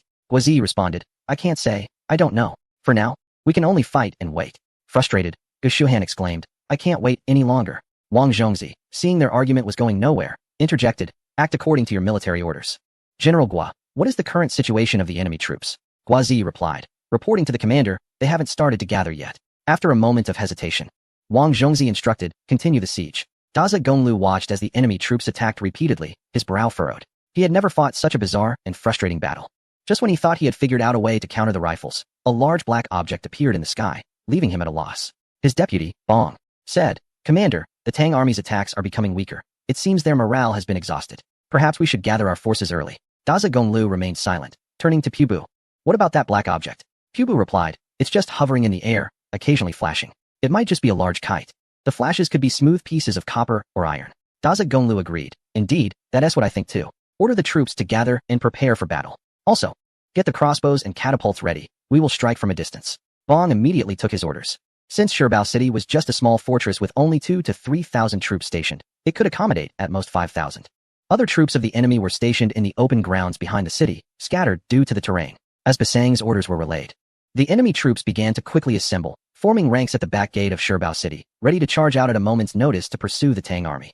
On the city wall, Daza Gonglu observed the gathering Tang army, knowing that this wave would be a strong assault. If they could hold off the Tang army, the enemy would surely begin to retreat. He then ordered, "Command all catapults and crossbows to prepare, at my command. Launch with full force and ensure that we repel the Tang army's advance." At this moment, the troops were fully assembled, but instead of launching an immediate attack, they produced something unusual. Daza Gonglu raised his hand, ready to signal an attack, but was unsure how to proceed. Feeling as if his raised hand was like a beacon in the darkness, with the word awkward written on it, he silently cursed. What is the army up to now? Does Wang Zhongzi have so many tricks up his sleeve? In the military formation, Wang Zhongzi once again asked Guizi, "What is the situation?" Guizi replied excitedly, they're coming. The helicopter has signaled, 3 long and 3 short, and the troops stationed behind Shirbao City are starting to assemble. Great. It's worth the loss of a few hundred men. The enemy has finally fallen into the trap. If they don't gather soon, I will have to withdraw my troops. Pass my orders. Gu Shuhan should immediately assemble the cavalry to prepare for a surprise attack near the city gate, using explosives to blast open the gate. Pu Huayan will lead the riflemen to snip at the enemy's long-range weapons. Wang Silin will direct the mortars to provide covering fire for Gu Shuhan's assault. Guazi's artillery will deliver indiscriminate shelling on the assembled enemy troops at the rear of the city. After issuing a series of commands, the officers immediately took their orders and left. The troops on the city tower saw the assembly of their adversaries, but didn't witness any advance from them. Instead, they heard a loud roar as a dark object flew toward the tower, landing directly on it in an instant, followed by a second roar. The shockwave from the explosion knocked everyone within several meters off their feet, and one unfortunate soldier was sent flying outside the city by the blast. Before the enemy could respond, the roaring continued, and explosions erupted everywhere on the tower. Daza Gonglu was stunned, grabbing the collar of Pubu and shouting, "What is happening? What is that flying out of the black tube? It's like thunder from the heavens." Pubu was equally bewildered, who knew what was happening. But this wasn't the time for such concerns. It was clear that this new type of weapon was immensely powerful, leaving no room for retaliation. His priority was to ensure the commander's retreat. So he said, "Commander, let us not dwell on this. The enemy is taking us by surprise, and we have no chance now. We must retreat first. Only by preserving our strength can we regroup and strike back." Daza Gonglu shook off Pubu. "Nonsense. Even if I die today, I must take a piece of flesh from the enemy. Immediately send orders for the catapults to fire at full strength." Just as he finished speaking, the operator of the nearest catapult was shot through the head. Daza Gonglu's eyes widened in shock. The enemy is at least 500 steps away. How could they do this? He then answered himself, "Wang Zhongzi, you treacherous brat. Clearly that strange weapon can hit from 500 steps, yet you waited until my troops were 200 steps away to attack last time. How malicious." Beside him, Pubu's face turned ashen. How could the enemy hit the tower from the bottom of the city without moving? This was pointless. "Commander, we need to retreat quickly. If we don't leave now, the enemy will come up." At this moment, Daza Gonglu seemed to have lost his mind. No. If the enemy has such a powerful weapon, why aren't they attacking the city directly? Why are they pretending to attack for so long? Although the losses are not great, there have still been losses. What is Wang Zhongzi really planning? Tang Jun seemed to hear Daza Gonglu's question. Just as he finished speaking, a tremendous roar erupted from the rear ranks of Tang Jun, accompanied by clouds of smoke. At the same time, a small black emerged from the smoke, rapidly growing larger, and in an instant, it soared over the heads of the enemy troops, detonating in the area where the enemy had gathered behind Stone Fortress City for the second time. Following that, a continuous series of explosions echoed, with at least dozens of small black dots swiftly flying over Stone Fortress City toward the rear. Daza Gonglu, watching the shells fly overhead, spat out a mouthful of blood and shouted, "Wang Zhongzi intends to annihilate all my elite troops. What a scheme." He ordered a retreat, but then his vision faded to black, and he collapsed. Chapter 251, The Battle of Stone Fortress City, Part 3, on the helicopter. Zhang Xiaochuan looked through his binoculars and saw the enemy troops behind Stone Fortress City being engulfed by artillery fire. With limbs and body parts scattered everywhere, it was a scene reminiscent of hell on earth. The sight made Zhang Xiaochuan feel nauseous, and he couldn't help but vomit, cursing inwardly. Wang Zhongzi looks so refined, but he's this ruthless. He clearly intends to leave none alive. Looking at the others, while they didn't react as violently as Zhang Xiaochuan, their expressions weren't good either. Niu Xinka, being seasoned in battle, quickly recovered from his discomfort and remarked, "Your Majesty, I would say Wang Zhongzi has his plans, but I didn't expect him to be this ruthless. This battle has severely wounded the enemy's morale, with over 100,000 elite troops lost here. It will take them at least a decade or 8 years to recover." Li Linfu added, "However, this approach is truly against the will of heaven. Such actions are comparable to the butcher by Qi. It's sheer slaughter and a detriment to our empire's dignity." Niu Xinka was about to argue when he was interrupted by Li Longji's wave. Li Longji said, "The methods are indeed brutal, but Wang Zhongzi is acting for the sake of the country. There's no need to discuss this further. This artillery has truly opened my eyes. It's the creators of such weapons that have left me in awe. He then turned to Zhang Xiaochuan and asked, "What do you think, Zhang Aiqing?" Zhang Xiaochuan realized the emperor was calling on him and understood that Li Longji was impressed by the artillery. He thought to himself, if someone set up a few of these artillery pieces outside the gates and bombarded the palace, the emperor would be terrified. With that in mind, Zhang Xiaochuan replied, "This is all knowledge I've learned from my master. I didn't expect it to be so powerful. This is my first time seeing it." Zhang Xiaochuan knew no one would believe him, but it didn't matter. Who would dare to confront him? No wise person would reveal all their cards. So everyone believed Zhang Xiaochuan must have even more terrifying weapons up his sleeve, making them shudder at the thought. Li Longji felt helpless. He couldn't afford to push Zhang Xiaochuan too hard and silently vowed to uncover all his secrets. For now, it was crucial to keep Zhang Xiaochuan close. Li Longji said, "If you have any more formidable weapons, Zhang Aiqing, you should produce them soon, so I can witness them." Zhang Xiaochuan respectfully replied, "I will certainly do my best." With the outcome of the battle already determined, there was nothing more to see, so Li Longji's entourage returned by helicopter. The fighting continued fiercely, and with a loud explosion. The gates of Stone Fortress City were blown open. The cavalry of the Tang army surged into the city like a tidal wave, and the troops of the opposing force that were still inside were already terrified. Not a single one dared to resist. Upon seeing the Tang army, they immediately dropped their weapons and knelt on the ground. Gu Shuhan felt quite awkward looking at the kneeling soldiers and said to the soldier beside him, "What kind of battle is this? My sword hasn't even tasted blood. Ignore these people, gather the troops, and let's head out of the city to pursue the enemy." Once outside the city, Gu Shuhan looked at the ruins where the opposing troops had gathered and couldn't help but gasp in disbelief. It was truly devastating. Looking at the corpses on the ground, he estimated that half of the enemy's elite forces had already fallen here, and many wounded were lying on the ground moaning. In the distance, he could still see soldiers fleeing. Gu Shuhan secretly rejoiced that the weapons were in the hands of his own forces. If the opposing side had such weapons, could the Tang army withstand them? The answer was undoubtedly no. Gu Shuhan disregarded the fallen and led his men to continue the pursuit, but to his frustration, wherever they went, the enemy soldiers all bowed their heads. Not a single one dared to resist. Angrily, Gu Shuhan shouted, "I am not your ancestors. What does it mean to kneel before me? Is my sword destined to never see blood?" At this moment, Wang Zhongxi had already led his troops into the fort city, first receiving the captives and cleaning up the battlefield. Looking at the war-torn site, Wang Zhongxi felt a different kind of emotion. The damage inflicted on the opposing troops had achieved the effect he desired. Although he knew it was excessively brutal and against the will of heaven, he had to do it. He aimed to strike fear into the enemy so that they would not dare to invade again, hoping to restore the Tang dynasty's prestige and return to the peak of power, even if it meant bearing the reputation of being ruthless and bloodthirsty. Daza Gonglu slowly regained consciousness on horseback. At this moment, he was tied up by Pu Bu, who was riding a horse, leading a group of men desperately fleeing. "Let me down," Daza Gonglu weakly said to Pu Bu. Pu Bu slowed down and stopped, and a few soldiers came forward to help Daza Gonglu down from the horse. Still very weak, one soldier supported him as he sat on the ground. Pu Bu hurriedly knelt before Daza Gonglu. "Commander, you finally woke up. What is the situation now?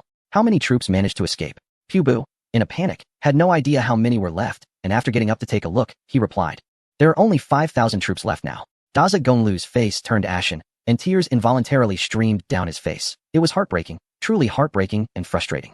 From over 100,000 elite soldiers, plus the slave troops, totaling 200,000 to 300,000, now only 5,000 remained. It is said that as long as there are mountains, there will be firewood. Now the mountains have been flattened by the Tang army. Sighing, he regretted not acting sooner. After the defeat at Luzhou, he should have figured out the reasons to avoid today's heavy losses. Pu Bu advised, "Commander, there's no need to blame yourself too much. The weapons of the Tang army are beyond imagination. If I hadn't experienced it myself, no one would believe it. We have not yet escaped danger. It's best to retreat quickly. You are right. Now that the Tang army possesses such divine weapons, it won't be long before they attack. We must return quickly to report to the leader and make early plans. Gather swiftly and continue marching." After saying this, Daza Gonglu led 5,000 remaining soldiers away at a rapid pace. Li Cheng, a renowned general in the later period of the Tang dynasty, was currently just a lieutenant under Wang Zhongxi, selected for the first group to participate in rifle training due to his astuteness. At this moment, he was hiding with 1,000 riflemen on the Wild Bull Mountain, 100 miles behind Shirbao City. This position was already within the territory of the other side. And as for how they infiltrated, it was naturally by helicopter. At this time, a brigade commander beside him asked, "General Li, isn't our number too small for an ambush here? Although I believe the enemy will be defeated, what if too many retreating enemies come back?" Li Cheng replied, "There's no need to worry. The commander's deployment this time will certainly not lead to a large number of defeated troops returning. I estimate that those who come back will be scattered soldiers. Just don't let it be that we don't have enough to fight when they arrive." Suddenly, a shout interrupted Li Cheng. Chapter 252, The Battle of Shirbao City, Part 4. A sentry, standing high with binoculars, reported to Li Cheng. "The enemy is about 10 miles away, approximately 5,000 troops." After hearing this, Li Cheng muttered, "Too many cannot come. Too few are not enough to fight. This number is just right. He then loudly commanded, everyone, pay attention and prepare for battle. When the enemy enters range, shoot with all your might. Don't let a single one pass. Yes, sir. About a quarter of an hour later, a loud voice echoed across Wild Bull Mountain. Fire. Daza Gonglu led 5,000 fleeing soldiers, having roughly escaped 100 miles from Shirbao City. Going further would put them deep in enemy territory, and the Tang army should not be able to catch up. Thinking this, Daza Gonglu said to Pubu, ahead is Wild Bull Mountain. I believe the Tang army should not chase this far. Let us slow down the troops. Rest at Wild Bull Mountain before continuing. Yes. Pubu immediately conveyed the order, and the troops gradually slowed down until they reached the foot of Wild Bull Mountain. Daza Gonglu raised his hand. On the spot, fire. In an instant, a rain of bullets poured down, causing heavy casualties. Daza Gonglu slapped his own face with the raised hand. This hand brought bad luck, as every time he raised it, something unfortunate happened. Seeing Daza Gonglu still in a daze, Pubu shouted anxiously, protect the commander and retreat. On the mountain, Li Cheng shouted, that man on the black horse is Daza Gonglu. Hit him hard. Unfortunately, Daza Gonglu was surrounded and unable to escape, and after losing 80% of his forces, he finally managed to break free. Li Cheng watched the fleeing remnants with a sense of helplessness. This battle was indeed not perfect, but there was nothing to be done now. He could only wait for reinforcements to come to his aid. Meanwhile, Daza Gonglu, with over 1,000 remaining soldiers, headed straight for the royal city, unaware that an even more desperate situation awaited him. The Battle of Shirbao City had ended, but the aftermath was proving to be a difficult task. In the battles of Shanzhou and Shirbao City, the other side had deployed elite troops, along with slave soldiers and logistical support, totaling 300,000. Nearly 100,000 had been directly annihilated, indicating the fierce nature of the conflict. With over 200,000 captured and only a little over 1,000 escaping back. In the past, a battle would typically result in the capture of several thousand to tens of thousands of prisoners, who would then be assigned to hard labor, such as transportation, mining, and road construction. Any surplus could be sold in the slave market to subsidize military expenses, effectively resolving the issue. However, dealing with these 200,000 prisoners was a different matter. Even providing daily meals was a challenge. Now, they couldn't be killed, released, or kept indefinitely. After a night of contemplation, Wang Zhongzi still couldn't come up with a solution, so he summoned a few trusted generals to discuss the matter. Regarding the issue of the captives, he asked everyone for their opinions. Gu Shohan, feeling frustrated from the battle, expressed his irritation, suggesting, what is so difficult? Just use them as targets for our new infantry. Wang Zhongzi interrupted Gu Shohan angrily. I have high hopes for you. Stop thinking only about killing. A commander must understand strategy. If you keep talking nonsense, I don't want to hear it. Gu Shohan muttered. Isn't that a solution? Wang Zhongzi glared at him, causing the fierce warrior to instantly turn meek. He then looked at the others. What do you think? Pu Guohuayan said. I believe the numbers are too large to manage effectively if gathered together. If a mutiny occurs, it would be hard to handle. I suggest we divide them into groups of 10,000 for supervision. Wang Zhongzi nodded. You make a good point, but this is only a temporary measure. We cannot keep these prisoners indefinitely. Pu Guohuayan shook his head. I don't have a better solution. No matter where we transport them, the cost of supplies will be astronomical. Wang Zhongzi turned to the silent Guozi. Do you have any ideas, General Gua? Guozi hesitated before saying, I do have a suggestion, though it may not be very honorable. Old Gua, this is no time to be honorable. Just speak up. Wang Zhongzi urged. Guozi, realizing the urgency, explained, this war is the responsibility of us military leaders, but the handling of the prisoners afterward is a civil issue, which should be addressed by the court. We can petition the court, highlighting our achievements while also mentioning this difficulty. After such a significant victory, the court surely won't ignore us. Wang Zhongzi smacked his forehead. Yes, that's it. A moment of clarity. Soon, a petition was swiftly sent to Chang'an. In the Xinqing Palace's study, Li Longji pondered over Wang Zhongzi's petition but struggled to find a good solution. He turned to Gao Lishir, General Gao. Take a look at this petition. The sensitive topic of eunuchs influencing politics wasn't considered taboo in the Tang dynasty, so Gao Lishir often assisted the emperor in decision-making. He understood the importance of discretion, always providing objective analysis without making any decisions, yet skillfully guiding the emperor. This is why Li Longji frequently sought Gao Lishir's counsel, as it allowed Gao Lishir to subtly influence the emperor's decisions, elevating his status to the point where even princes referred to him respectfully. Gao Lishir quickly finished reading the memorial and said, the handling of captives has always been managed by the commanding generals themselves. Why are we asking for the emperor's guidance now? This seems a bit unnecessary and can be rejected as per usual. Why should the emperor be worried? Gao Lishir's words seemed to downplay the matter, and Li Longji, as if not hearing him, explained, this is not Wang Zhongzi's fault. There are simply too many captives this time, and it is understandable that they cannot be managed. Moreover, having just achieved victory, how can we dampen the spirits of our soldiers? Gao Lishir was actually testing the emperor to see how he intended to handle the situation. Upon realizing the emperor wanted to assist him in resolving it, he said, Your Majesty, in the past, when state affairs were undecidable, you would summon the chancellors to discuss and make decisions. This matter could follow that precedent. These words struck a chord with the emperor. If the military leader couldn't solve the problem, why not pass it on to the chancellors?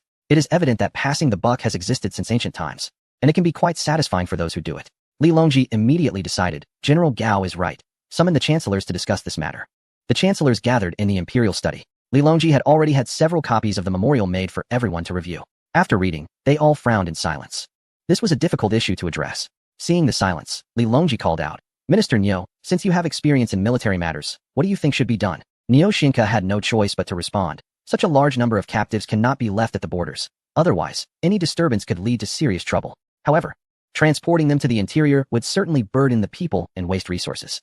The costs of transporting the captives along with the escorting personnel would likely be equivalent to maintaining an army of the same size, roughly calculating at least 1 million coins. In truth, this statement was somewhat vague. Everyone understood the problem, and Niu Xinca merely made it more concrete. However, he did provide a solution, transporting them to the interior for processing. The question remained, who would bear the cost? This effectively placed the burden on the Ministry of Revenue. Li Linfu, being the powerful chancellor, naturally considered the Ministry of Revenue his domain, and thus had to speak up. Your Majesty, Minister Niu's suggestion is indeed a viable option, but the expenses are so enormous that it might not be worth it. Moreover, the Northeast often engages in military actions against the Khitan, and our treasury is already strained. We simply cannot afford such expenditures. Not to mention the treasury could not immediately provide such a large sum. Even if it could, how could it be used for handling captives? While captives can generate value, it is simply not worth it. The stability of the Tang society has led to a gradual devaluation of labor, which means that the labor force represented by these captives is not valued by the Tang court at all. This left them in silence again. In fact, Li Longji had a solution in mind, but he couldn't voice it himself, so he pretended to ask. Everyone suggests turning the war captives into laborers. But why should we reduce these people to servile labor? Li Shizhi, fearing he might be the next one called upon by the emperor, quickly interjected, Your Majesty. This is naturally because they dared to offend our great Tang, and their crimes are unforgivable. If they are not made into laborers, what could they possibly become? Li Longji was very pleased with this answer, as it aligned with his own thoughts. He then asked, What you said is indeed correct, my ministers. These people have committed unforgivable crimes against our great dynasty. They are criminals of the state, and this is a grave act of treason. Do you all agree? The ministers nodded in agreement. Li Longji continued, So, is the only punishment for these criminals to reduce them to servitude?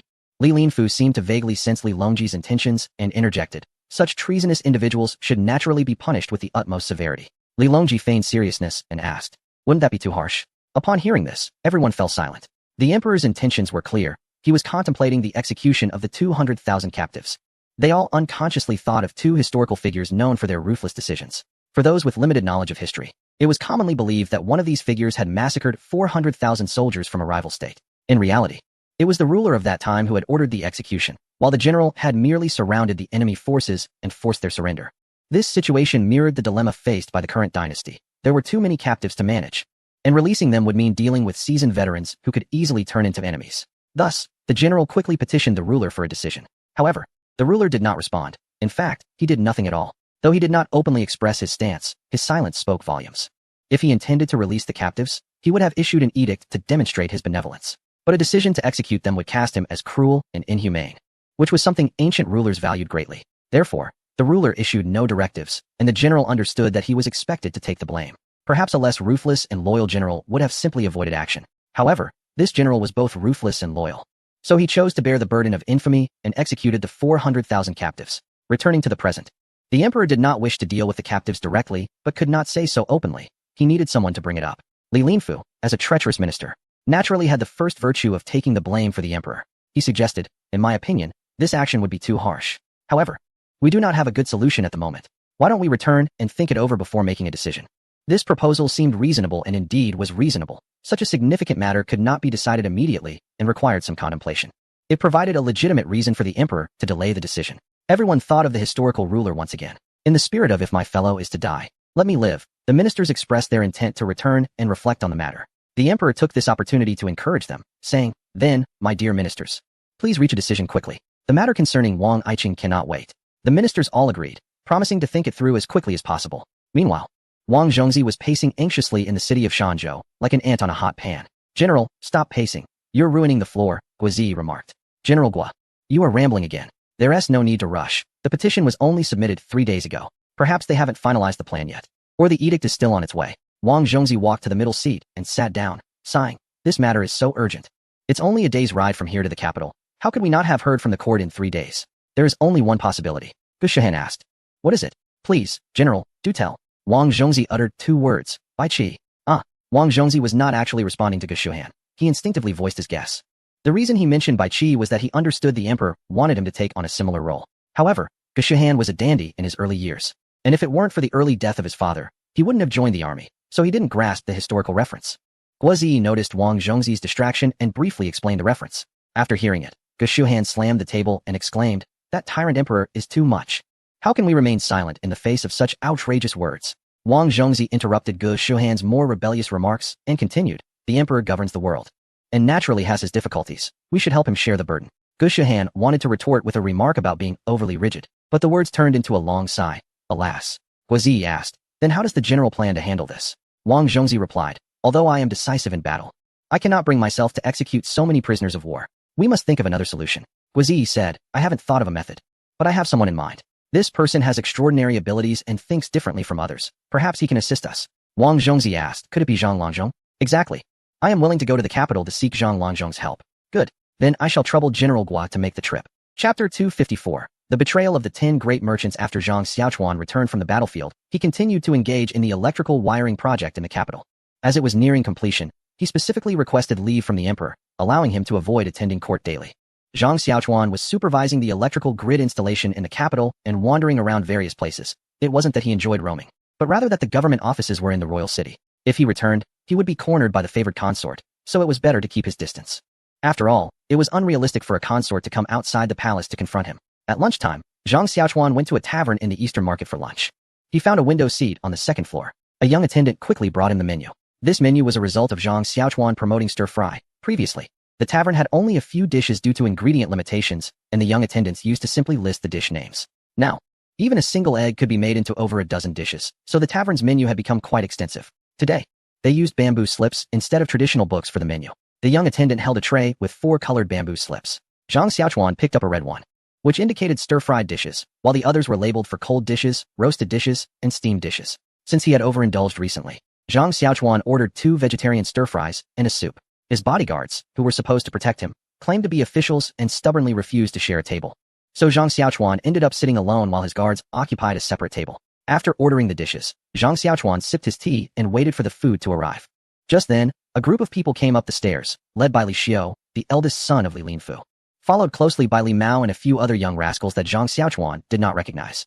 Zhang Xiaochuan had no intention of engaging with these young rascals and was about to shift his gaze to the window. However, he noticed that Li Xiu and one of the rascals were pointing and laughing at him.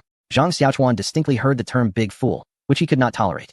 He immediately approached them and said, a bunch of idiots. Who are you calling a big fool? One of the rascals jumped out, pointing at Zhang Xiaochuan, and said, you dare to insult us? You must be tired of living. We are all noble offspring. He then pointed at Li Mao and added, this is a prince, and he will soon be the crown prince. Do you realize you are offending a future heir? Think about how many heads you have that are worth chopping off. Zhang Xiaochuan thought to himself, a future crown prince? He'll probably remain a future crown prince for life. Once the official crowning happens in a few days, you'll have something to cry about. As he walked over to Li Mao, he put his arm around his shoulder and asked, Your Highness, how many heads do you think I need to have to be worth chopping? Li Mao was already trembling in fear. Zhang Xiaochuan was a madman, and the last time at Fengfei Tower had left him with a psychological scar. Li Mao wanted to laugh it off, but the rascal had not noticed the subtle shift in the atmosphere and was about to continue speaking. Li Mao desperately tried to signal him to stop, but it was of no use. The rascal grabbed Zhang Xiaochuan's arm and said, Don't touch His Highness with your dirty hands. You simply don't know your place. Someone come. He intended to call his guards to deal with Zhang Xiaochuan, but before he could finish, he was grabbed by a strong hand, causing him to cry out in pain. At that moment, several of Zhang Xiaochuan's bodyguards were ready to take down the eager guards, but Li Xiu shouted, Stop. Then he turned to Zhang Xiaochuan and said, This matter arose from our loose tongues, and I hope you, Dr. Zhang, will not hold it against us. The rascal was still unconvinced and was about to speak when Li Xiu shot him a cold glare, causing him to swallow his words. Seeing Li Xiu back down, Zhang Xiaochuan didn't want to pursue the matter further, so he said, If we're not going to hold it against each other, just answer me a few questions honestly. Li Xiu remained silent, clearly acquiescing. Zhang Xiaochuan continued, The big fool you mentioned earlier was referring to me, right? It seems like you were the one who said it. What is your name? The rascal who had called Zhang Xiaochuan a big fool was the one who had jumped out, and he was still a bit unconvinced. However, Li Xiu shot him another glare. The rascal quickly replied, My name is Do Huayan. What do you want? Not much. What is your relationship with Do Yi? He's my father. Do Huayan said proudly, straightening his back. Zhang Xiaochuan ignored his little display of arrogance and continued asking, You don't seem to be just insulting me. Is there something more to it? Do Huayan hesitated, not because he was afraid of Zhang Xiaochuan, but because it felt awkward to talk bad about someone in front of them. Zhang Xiaochuan grew impatient and asked, do you need my help to speak? It is obvious that the help from Zhang Xiaochuan would not be a pleasant matter. Dou Huayan thought, since you asked me to speak, then don't blame me. So he said, actually, it should be Shankai the big fool. Nowadays, everyone in the business world is spreading the word that the divine Shankai is Shankai Tongzi. If a person is Shankai, then they are a fool. That is the big fool of Shankai, haha. Huh.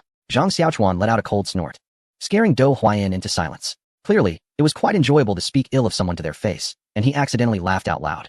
Zhang Xiaochuan didn't feel particularly embarrassed. Rather, he became more confused. You say I'm Shankai? When did I become Shankai? How come I don't know about it myself? Dou Huayan looked at Zhang Xiaochuan with disdain, as if to say, keep pretending. Don't you know what you've done? What are you staring at? Hurry up and speak. My patience is running out. You really don't understand?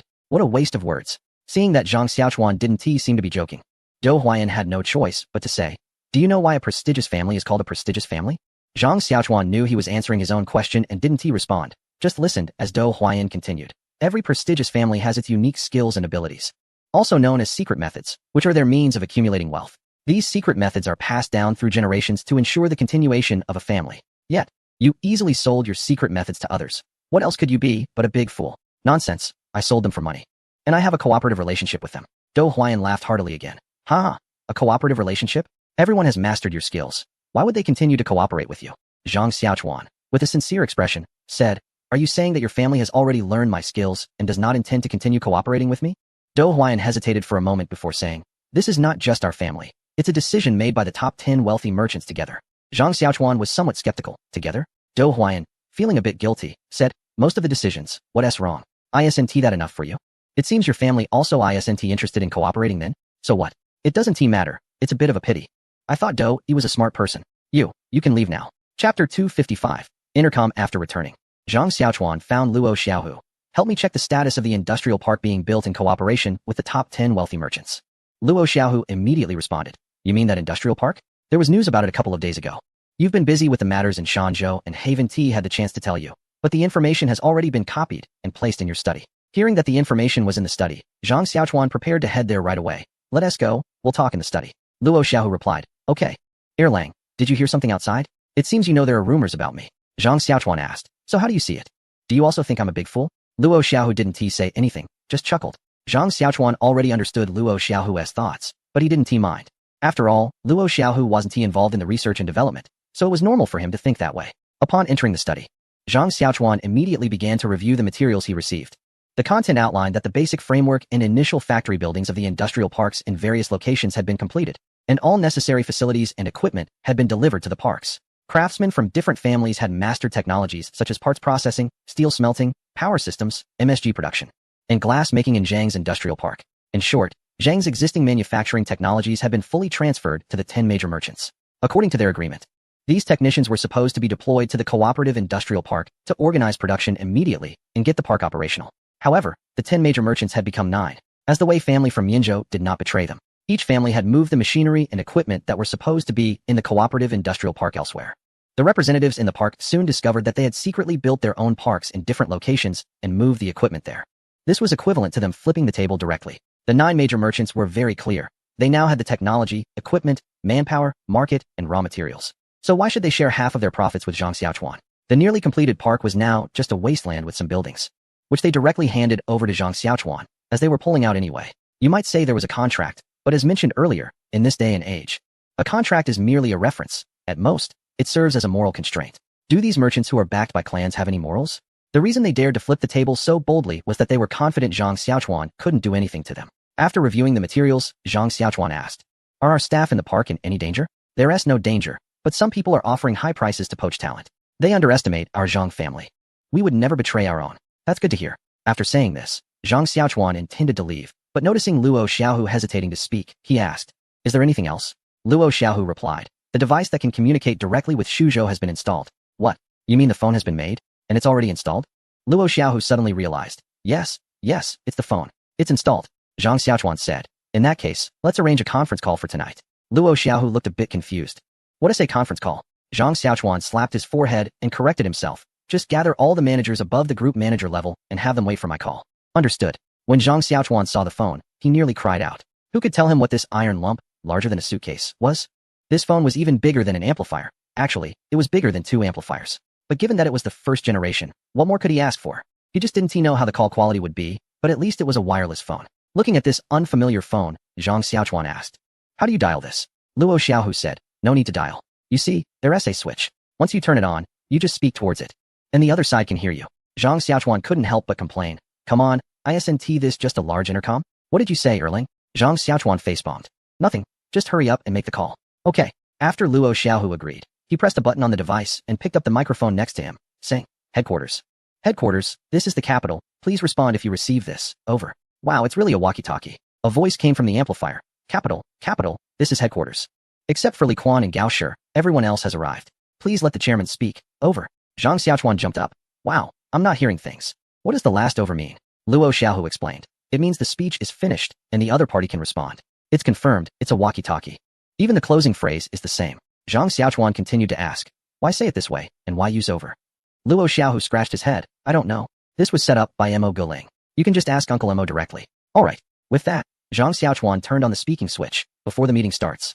"I have a question for Uncle Mo. Why is the phone set to allow only one party to speak at a time, and what does the closing over mean?" There was a moment of silence on the other end of the line. Zhang Xiaochuan looked at Luo Xiaohu. "Is there a problem with the phone? Why isn't anyone responding?" Luo Xiaohu smiled awkwardly and quietly walked over to the amplifier phone, pressing the speaking switch. "Over." Zhang Xiaochuan instantly went crazy. "I hate walkie-talkies." At this moment, the voice of Mo Tianji came through. "Erling, currently, it can only allow one-way communication. If both sides speak at the same time, there will be noise or failed transmission. So we temporarily set it to one party speaking at a time, and after they finish, the other party can respond. As for using over, it indicates that the speech is complete, preventing both sides from pressing the speaking switch at the same time and affecting the communication. Over." Zhang Xiaochuan thought. Even though there is relevant communication technology now, the materials are limited. It's already quite good to have it set up this way. He then said, "I understand. But this over feels a bit awkward. I suggest changing it to completed. Over." "Okay, completed. Over." To avoid discomfort for the readers, the subsequent conversation is automatically omitted. Completed. Over. Chapter 256. Conference call. After Zhang Xiaochuan finished complaining about this strange phone, the first conference call, which appeared over 1,000 years ahead of its time, officially began. The main purpose of this meeting was to respond to the actions of the 10, or rather, 9 wealthy merchants who had backstabbed them. Zhang Xiaochuan thought he had shown many astonishing things, and these people should have some respect. Unexpectedly, they turned against him so quickly. It can only be said they were ignorant and unafraid. Therefore, it was necessary to understand specifically what these wealthy merchants had done in their betrayal. Zhang Xiaochuan asked, "What have these wealthy merchants done besides openly severing cooperation with the industrial park? What are the follow-up impacts? Can someone elaborate?" Chao Qin, as the general manager, was very clear about this, so she said, "Last time, the information regarding the termination of cooperation on the industrial park construction has already been sent to you. They know they are in the wrong for severing cooperation and have left the already constructed factory buildings for us. There's no issue with the government's record. So we are planning to continue operating the industrial park ourselves. After all, we are only short on equipment and manpower. And we have already started to manufacture the equipment again. However, labor has become a major issue now. These wealthy merchants have close ties with the local gentry, and they have formed a tacit understanding. It has become very difficult for us to recruit employees. They know we are short-staffed, and in the end, we might have to give up this park. So, I'm not sure if we should continue investing in this equipment." Zhang Xiaochuan said, "I'll find a way regarding the labor issue. We should only invest in the machining and chemical plants. We shouldn't invest in cement, smelting, MSG, or glass anymore.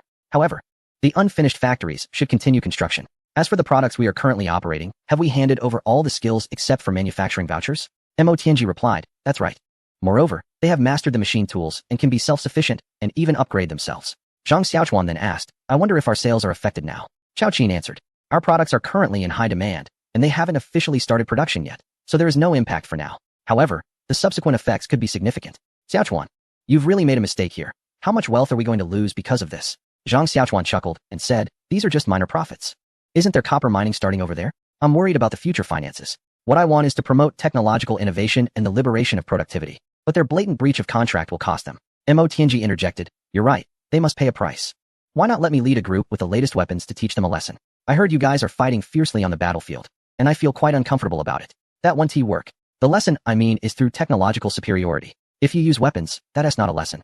That's extermination. The production capacity at the headquarters park should not be expanded anymore. Once their products hit the market, we should contract our operations and only supply the region," Zhang Xiaochuan said. Mo Tianji replied, "I'll take note of that. But how do you plan to teach them a lesson?" Zhang Xiaochuan said, "I'll write a plan for you later. For now, help me secretly contact major merchants and the side branches of the clans behind them. I want to send them a big gift." After that, he asked, "Have they banned our vouchers?" Chao Qin answered, "Initially, they planned to ban them. But many small merchants, nobles, and common people have gotten used to these vouchers. Despite their efforts to persuade people, no one was willing to take the vouchers to the bank to exchange for copper coins, so it just fizzled out. Zhang Xiaochuan smiled and said, "It seems everyone can still distinguish between good and bad. Good things are naturally not afraid of sabotage. In that case, let us print an additional 20 million vouchers for circulation in the regions." Speaking of this region, how is Teng Yi progressing there? Mo Tianji replied, "They have now reached that region and have made contact with the royal family. However, their emperor is quite arrogant, and Teng Yi accidentally got himself killed. Now, the region is leaderless, so according to the previous plan, we have installed a puppet, which is why the construction of the rubber factory hasn't started yet." As soon as Zhang Xiaochuan heard about the royal family, he felt an uneasy premonition and quickly advised, "Just handle it according to plan. But make sure to warn Teng Yi not to pull any more tricks. If another princess is sent over, I'll have him marry her himself." Mo Tianji thought to himself. It seems that Erlang really has a thing for princesses. There are already 17 at home, and now he is hinting to me. I'll have to remind Teng Yi to choose a prettier one. However, he replied, "All right, I will inform Teng Yi." Although Mo Tianji agreed, Zhang Xiaochuan felt that perhaps he shouldn't have said that. He still had a nagging sense of unease. Chao Qin suddenly interjected, "Speaking of princesses, the king of Yunnan has sent over 6 of them. When do you plan to return to consummate the marriage? With so many wives, how come there is still no news? You also need to prepare for the wedding banquet. It's quite improper at the moment. Be careful, or others might talk behind your back." Since the call was one way, Zhang Xiaochuan couldn't interrupt, so he awkwardly listened until she finished, responding, "I understand, sister-in-law. But it's not really appropriate to discuss this now." Fortunately, she realized she had overstepped and didn't bring it up again. Zhang Xiaochuan then asked, "How is the research progress on Changming's side?" Su Changming was still a child, and his responses were stammering. The gist was that they were currently limited by equipment and manpower. The research work was progressing alongside equipment upgrades. The machine tools had already been updated 5 times. There were no major issues aside from being a bit slow. Furthermore, there were too many research projects and a severe shortage of personnel. However, the first phase of the school had been completed, and they had already selected a particularly intelligent group of students to engage in both teaching and research, which was a step in the right direction. After inquiring about the research progress, Mo Tianji said, "Li Quan, Chief Engineer Li, hasn't he returned from the railway construction site? He is currently facing a bottleneck and has some ideas he'd like to hear your suggestions on." "Okay, let us hear it," Zhang Xiaochuan replied. "The areas of Suzhou, Nanzhao, and the Biao Kingdom have many mountains, and building a railway will inevitably require tunneling. For tunnels along the mountainsides, explosives can be used. But for those that go through the mountains, explosives cannot be used to avoid collapses. However, without explosives, the tunneling speed is very slow. Therefore, Chief Engineer Li wants to create a machine that can directly excavate tunnels. The general structure and function would be like this." As Mo Tianji finished speaking, Zhang Xiaochuan gasped in surprise. Wow, he is planning to create a shield tunneling machine. Although Li Quan's design ideas for the shield tunneling machine were still immature, the very concept was impressive. After all, he was a descendant of Li Bing, which was remarkable. However, Zhang Xiaochuan was even more impressive. He could cheat. When he initially proposed building a road in the Shu area, he had already thought of a shield tunneling machine and even produced the design blueprints. However, at that time, the technology was not mature and materials were lacking, especially rubber, which made it impossible to manufacture. But now the timing was just right. With current technology, a semi-automatic shield tunneling machine could be produced. He then said, "Go to the mechanical blueprint database and retrieve document number 0127. Before long, someone brought the documents. And as Mo Tianji looked at them, he couldn't help but gasp in surprise. It was indeed the man referred to as the little celestial master. How terrifying. Mo Tianji's hands trembled as he held the blueprints, excitedly saying, "I didn't expect you, Erlang, to have already designed this thing called a shield machine. The name is unusual, but its functions align perfectly with Chief Engineer Li's requirements, even exceeding them. Moreover, this blueprint is practically ready for manufacturing. Then you can handle the manufacturing. Tell Chief Engineer Li that we need to extend the railway to Nanzhao this year," he added. Mo Tianji replied, "I will convey this to Chief Engineer Li. With this shield machine, it shouldn't be a difficult task." He then reported on the operational status of the group company. The meeting lasted a long time, stretching from the evening into midnight. If it hadn't been so late, considering everyone had to work the next day, Zhang Xiaochuan felt he could have continued the meeting until dawn, and he didn't even feel tired. He had become the kind of big leader he despised the most in his previous life. After the meeting, Chao Qin insisted on a private conversation. Although Zhang Xiaochuan was unsure what she wanted to discuss, he knew he had to listen. Chao Qin said, "You and your brother. Your elder brother spends all his time in the military, only returning for a day or 2 each month. You went to the capital to present a formula, and unexpectedly, you haven't returned, ending up with a position there. In the past, I would have thought being an official was great. But now with our large family business and millions in the treasury, it's not an exaggeration to say we're as wealthy as a nation.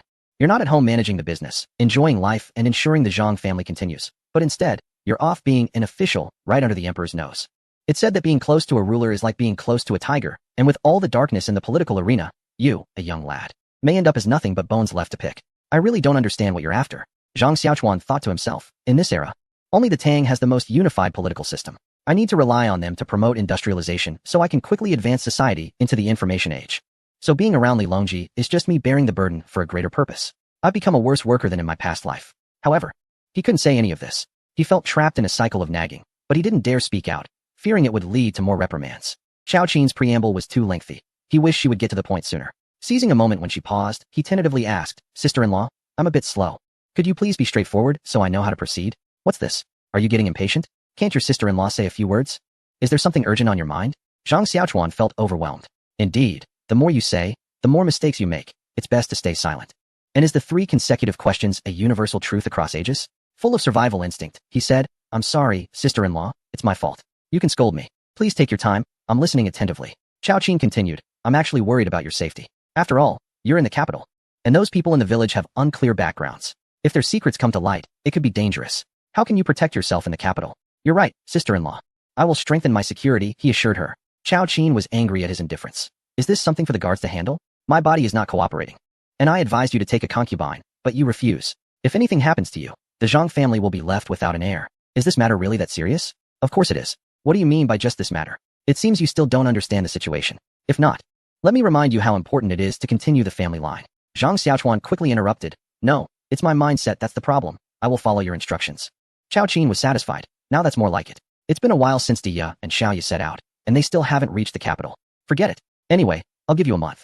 If there's no news from them, I'll have them take turns coming to the capital to find you. You need to at least get me 5 or 6 children this year, or you will face the consequences. Zhang Xiaochuan looked hopeless. Having children comes with a KPI? Truly. You are my dear sister-in-law. Sister-in-law, this is not something I can control. This matter is non-negotiable. I'll arrange for the princess from the 6th envoy to be sent to you in the next few days. You need to consummate the marriage as soon as possible. After saying that, the sister-in-law directly ended the conversation. No matter how Zhang Xiaochuan called out, it was in vain. He could only sigh, no matter when. Urging marriage and childbirth is something the elders never tire of. By mid-morning, Zhang Xiaochuan was still sleeping when he felt someone crawling into his bed. He wanted to push them away but was met with a soft touch, followed by the warmth of a gentle embrace. When he opened his eyes, it was none other than Daya, and standing by the bed was Xiaoya. Although Zhang Xiaochuan couldn't distinguish between the two from their appearances, Daya was lively and was the only one who would dare to crawl into the bed like this. Zhang Xiaochuan pulled Daya closer and kissed her, saying, "You finally made it. I was about to put up missing person notices, but you came at the right time. My sister-in-law assigned a task for us to cooperate on. Xiaoya, you come too."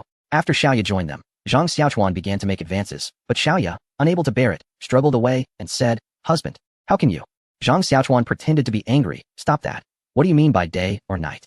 If you don't come, Dia and I will be indulging in broad daylight. Please close the door from the outside." Xiaoya only said it lightly. But how could she care about day or night after being apart? She was just shy, and it was a habitual response. Because she was introverted. When Zhang Xiaochuan asked her to close the door, she didn't think much and went to do it. But only halfway through did she realize that she was locking herself out. She turned around to re-enter the room and closed the door from the inside. Stomping her feet in anger, embarrassed, she ran over and pounded Zhang Xiaochuan's chest with her delicate fists, while Dia almost laughed herself to tears. Zhang Xiaochuan shot a fierce glare at Dia and pulled the embarrassed Xiaoya into his arms. The subsequent events are naturally indescribable. Readers can fill in the blanks. I previously wrote a scene with tight leather and a whip and revised it several times. I dare not do so again this time. Chapter 258. Guazi enters the capital with Xiaoya's arrival. Zhang Xiaochuan indulged himself for a day and didn't even go to work. Today he couldn't slack off any longer. Especially since it was the day for laying the electrical circuits in the imperial city, so he naturally had to be present the whole time. As soon as he stepped out, he encountered the weary Guazi, whom he had met briefly on the battlefield in Shanzhou. Zhang Xiaochuan recognized him. At that moment, Guazi was pacing back and forth in front of the door, so Zhang Xiaochuan approached him and asked, "General Gua, what brings you here?" Hearing Zhang Xiaochuan's voice was like hearing a celestial melody to Guazi, who joyfully walked over and said, "Dr. Zhang, it's been well since our last meeting in Shanzhou." "It hasn't been long," Guazi replied. "Are you looking for me about something?" Guazi felt that Zhang Xiaochuan was straightforward and to the point. He had arrived the night before, but had to wait outside the city since the gate was closed. Early this morning, he entered the city and waited at Zhang Xiaochuan's door, hesitating because he feared it would be awkward to seek help so early. Unexpectedly, Zhang Xiaochuan had also left early and even took the initiative to ask. However, out of politeness, Guazi said, "Is it not a bit inconvenient to talk like this? Perhaps we should find a time for a proper meeting at your residence." Zhang Xiaochuan saw through him and said, "You seem quite anxious. Is there really a need for formality?" Guazi, feeling a bit embarrassed, replied, "Isn't it said that manners are most important in the official circles? But standing here is indeed not convenient. I need to inspect the electrical wiring. If you have no urgent matters, we can chat while walking." That sounds great. Guazi quickly agreed. Just then, a rumbling sound came from Guazi's stomach. Being quick-witted, he immediately said, I haven't had breakfast. How about I invite you for a bowl of lamb soup? I heard there's a place in the East Market that makes it particularly well. Zhang Xiaochuan declined, saying, maybe next time. I'm in a hurry. If you're hungry, you can have this. He then took 2 pancakes from a basket carried by his guard and handed them to Guazi. Guazi initially wanted to be polite, but upon seeing the golden, steaming pancakes and smelling their delicious aroma, he couldn't help but swallow. He quickly took a bite, chewed a few times, and swallowed. Within moments, he finished 1 pancake. Holding the remaining one, he said, I apologize for my rudeness. This pancake is simply too fragrant. I wonder where you got such food. I should buy some to take back to the camp. At that moment, a melodious voice chimed in. You can't buy this. I didn't expect a great general like you to be such a foodie, forgetting why you came here. After saying that, she laughed lightly. Guazi then noticed 2 stunning beauties standing behind her, both looking remarkably alike, one in green and the other in white. The one in green was the one who spoke. Having spent much time on the battlefield, Guazi was quite experienced and immediately discerned that these 2 were not from the Tang dynasty. In ancient times, a woman interrupting a conversation was considered frivolous, and Guazi assumed they were courtesans. Although he maintained a composed exterior, he felt displeased internally, caught in an awkward situation. Seeing that the teasing from the woman had made the atmosphere a bit stiff, Zhang Xiaochuan introduced them, saying, these 2 are my wives. This is Daya, and this is Xiaoya. It's their first time in the capital, and today I'm taking them to explore the splendor of Chang'an. In our family, we speak quite casually. So if there is any offense, I hope General Guo will forgive us. The 2 ladies performed a courteous bow. We have met General Guo. Guazi did not expect it to be the lady, and how lightly she spoke. Surprisingly, this doctor was not at all offended, which was indeed unexpected. Seeing the 2 ladies bow, he quickly returned the greeting. I have met the 2 ladies. He then turned to Zhang Xiaochuan and said, Dr. Zhang, you flatter me. Since this food is a secret recipe from the Zhang family, I will not inquire further.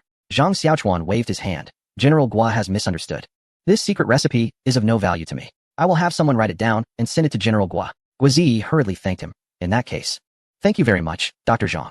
But after thanking, he realized he wasn't there to ask for favors. How could he have started by receiving something? It was difficult to bring it up, but he had to say something, so he steeled himself and said, actually, I came to find Dr. Zhang today to ask for a favor. In the imperial study of Shijing Palace, Li Longji looked at the group of ministers below and said, this is the memorial just sent from Shanzhou, discussing the matter of the prisoners of war. It has been 5 days. I wonder how you all have considered it? Li Linfu understood that although the emperor wanted to delegate the matter to Wang Zhongzi, if Wang Zhongzi couldn't handle it, it would still become the emperor's headache, so he had been closely monitoring the situation. Now, he feigned surprise as if he had just heard about it. What? Ambassador Wang has not dealt with this matter yet. How is Wang Zhongzi doing his job? I remember his name was given by your majesty, and he was called a loyal and good descendant. He was raised in the palace until adulthood. His current performance truly does not live up to your majesty's grace. Although this was a complaint against Wang Zhongzi, the emperor found it quite pleasant to hear. Yet he could not agree too readily. Li Longji pretended to be diplomatic. Your words are too harsh, my dear minister. Wang has his difficulties and should not be overly criticized. Let us hear what others think about this matter. Niu Xinka said, today, I received an invitation from General Guazi, the deputy of Ambassador Wang. The matter he mentioned is also regarding the prisoners of war. So I believe Ambassador Wang is also thinking of a solution. However, I humbly ask for your majesty's forgiveness. I have not yet thought of a countermeasure. Li Longji said, is that so? Where is Guazi now? Gao Lisher quickly came forward and whispered, if Guazi went to find Dr. Zhang. The 2 are currently inspecting the electrical circuit installation in the imperial city. Li Longji remarked, it seems he is desperately seeking help. What can that young man do? Although the emperor seemed to look down on Zhang Xiaochuan, the leader's words were never as simple as they appeared. Li Linfu clearly understood the underlying meaning and quickly interjected, your majesty, forgive me for speaking out of turn. I believe Zhang Xiaochuan often acts unexpectedly. Perhaps allowing him to handle this matter would not be out of the question. Li Longji was very pleased with Li Linfu's words and was about to respond when Han Xiu quickly said, your majesty, you must not. Zhang Xiaochuan is a rare talent. But he is still young and may find it difficult to bear such responsibility. Han Xiu was quite upright and also liked Zhang Xiaochuan as a subordinate. It would be unfair to let someone from the Ministry of Works handle a matter that even the great officials could not resolve. Thus, Han Xiu had to speak up for Zhang Xiaochuan. Li Longji said, my dear minister, you are overthinking. It is better to call them in first and ask. Since the emperor had said so, Han Xiu had no choice but to give up on the matter, deciding to wait for Zhang Xiaochuan to arrive before helping to dismiss this task. Chapter 259 Labor Dispatch, Part 1. On the outskirts of the imperial city, a group of people was installing wires on utility poles. Zhang Xiaochuan looked up, thinking that it wouldn't be long before the electricity was connected. Ever since Zhang Xiaochuan agreed to help, Guazi had been like a curious child following him around, asking questions. Erlang, what kind of route is this electrical circuit? It's the path for electricity. Zhang Xiaochuan replied with a wry smile, thinking, you, a renowned general of the Tang dynasty, are asking such questions. It's really something. Next, you're probably going to ask what electricity is. Thinking this, Zhang Xiaochuan hurriedly explained the basics of electrical circuits and their functions. After listening, Guozi felt it was unbelievable, but seeing the two companions behind Zhang Xiaochuan looking unfazed, it was clear they already knew, leaving him to lament his own ignorance. Not long after, Guozi exclaimed loudly, "Is this copper?" Halfway through his shout, he lowered his voice and said, "Zhang Longzhong. Could this slender wire wrapped in strange material be copper?" Zhang Xiaochuan picked up the plastic-wrapped copper wire and said, "This is the household wiring. To prevent accidental contact. It's wrapped in plastic for insulation. The wire inside is indeed copper. Isn't that laying out the circuit with money? Aren't you afraid someone will steal the wires?" "Is that so? I hadn't thought about that." Although he said this, Zhang Xiaochuan was actually thinking, "I hope no one steals it, otherwise they would be the first person in the Tang dynasty to be electrocuted." At this moment, a little eunuch hurried over. Zhang Xiaochuan guessed it was a summon from the emperor, so he said to Guozi, "General Guo, I will assist you with the matter now." Guozi, surprised, said, "Really? Is there a solution so soon?" "Indeed, just wait for good news." With that, Zhang Xiaochuan walked towards the eunuch. In the imperial study, upon seeing many people gathered, Zhang Xiaochuan thought, "Wow, all the current chancellors of the Tang dynasty are here. Have I finally made it into the course circle?" While thinking this, he bowed to the emperor, who gestured for him to rise. "Zhang Aiqing, please stand." "Thank you, your majesty." Li Longji began to set the stage. "Do you know why I called you?" "Your servant does not know. I humbly ask your majesty to enlighten me." "I have heard that you have met with Guozi, so you must be aware of this matter." Zhang Xiaochuan thought, as expected, it's this issue. Leaders can be so frustrating. Why not just state things directly instead of making subordinates bring them up? But I'll just go along with it to save time. So he replied, "Back to your majesty. I have met with Guozi, so it must be about the Shan state prisoners." Seeing Zhang Xiaochuan pick up on the topic, Li Longji asked, "This matter is of great importance. If it were to be handled by you..." "Wait, your majesty." Han Xiao, feeling the emperor was being unfair by trying to assign the task directly, interrupted, "Your majesty, it was only mentioned to call Zhang Longzhong in for an inquiry. Why is it now that you want to directly assign this task?" The emperor felt somewhat embarrassed after being called out. But this was a normal occurrence in the court before the Ming dynasty, so he only felt slightly awkward. Li Linfu, as a sycophant, naturally had to jump in. "Han Xiao, what kind of attitude is this? Isn't his majesty just asking? He hasn't said that it must be Zhang Longzhong handling this matter." Since Han Xiao had already interrupted the emperor's subtle actions, he let Li Linfu save face for the emperor and remained silent. Li Linfu said to Zhang Xiaochuan, "Zhang Longzhong, I wonder if you would be willing to share the burden for his majesty if he entrusts this matter to you?" Li Linfu's words were extremely insidious. He wasn't asking if you had a solution, but rather if you were willing to share the emperor's worries. If Zhang Xiaochuan agreed, the matter would fall to him. If he didn't, he would be labeled as a treacherous minister unwilling to share the emperor's concerns. Hearing this, Han Xiao was ready to retort. But Zhang Xiaochuan stepped forward first and bowed to Han Xiao, clearly indicating that he shouldn't worry. Han Xiao thought perhaps Zhang Xiaochuan had already considered this and chose not to speak further. However, Zhang Xiaochuan was not someone to be taken advantage of and immediately countered Li Linfu. "I naturally wish to share the emperor's burdens, but with all the chancellors present, how can it be my turn as a mere Longzhong?" Li Linfu glared angrily, daring to speak in such a sarcastic manner. "This Zhang Xiaochuan truly is arrogant. I will definitely take care of you sooner or later." Li Longji could not let his loyal subordinate fight alone, so he said, "All right, since I asked you, you should suggest a solution." Zhang Xiaochuan thought this was a difficult task for them, but for himself, it was a great opportunity that could also help resolve his manpower crisis. However, he definitely wanted to take advantage of the situation to gain more benefits and drive the price down. So he deliberately said, "Your Majesty, resolving this matter is not difficult. But I wonder how much budget your Majesty is prepared to allocate?" Upon hearing this, Li Longji felt it was inappropriate and immediately replied, "If there was money, would there be such difficulty? There isn't a single coin. Can you solve it?" Li Longji realized that by asking about the budget, it might jeopardize the matter. It seemed he had given it some thought. If the chancellors couldn't handle it, why would he trouble a mere Longzhong? Thinking this, he intended to dismiss Zhang Xiaochuan. Just then, Zhang Xiaochuan said, "I can." "Really?" Li Longji was extremely excited. "You mean you can solve this without spending a single coin?"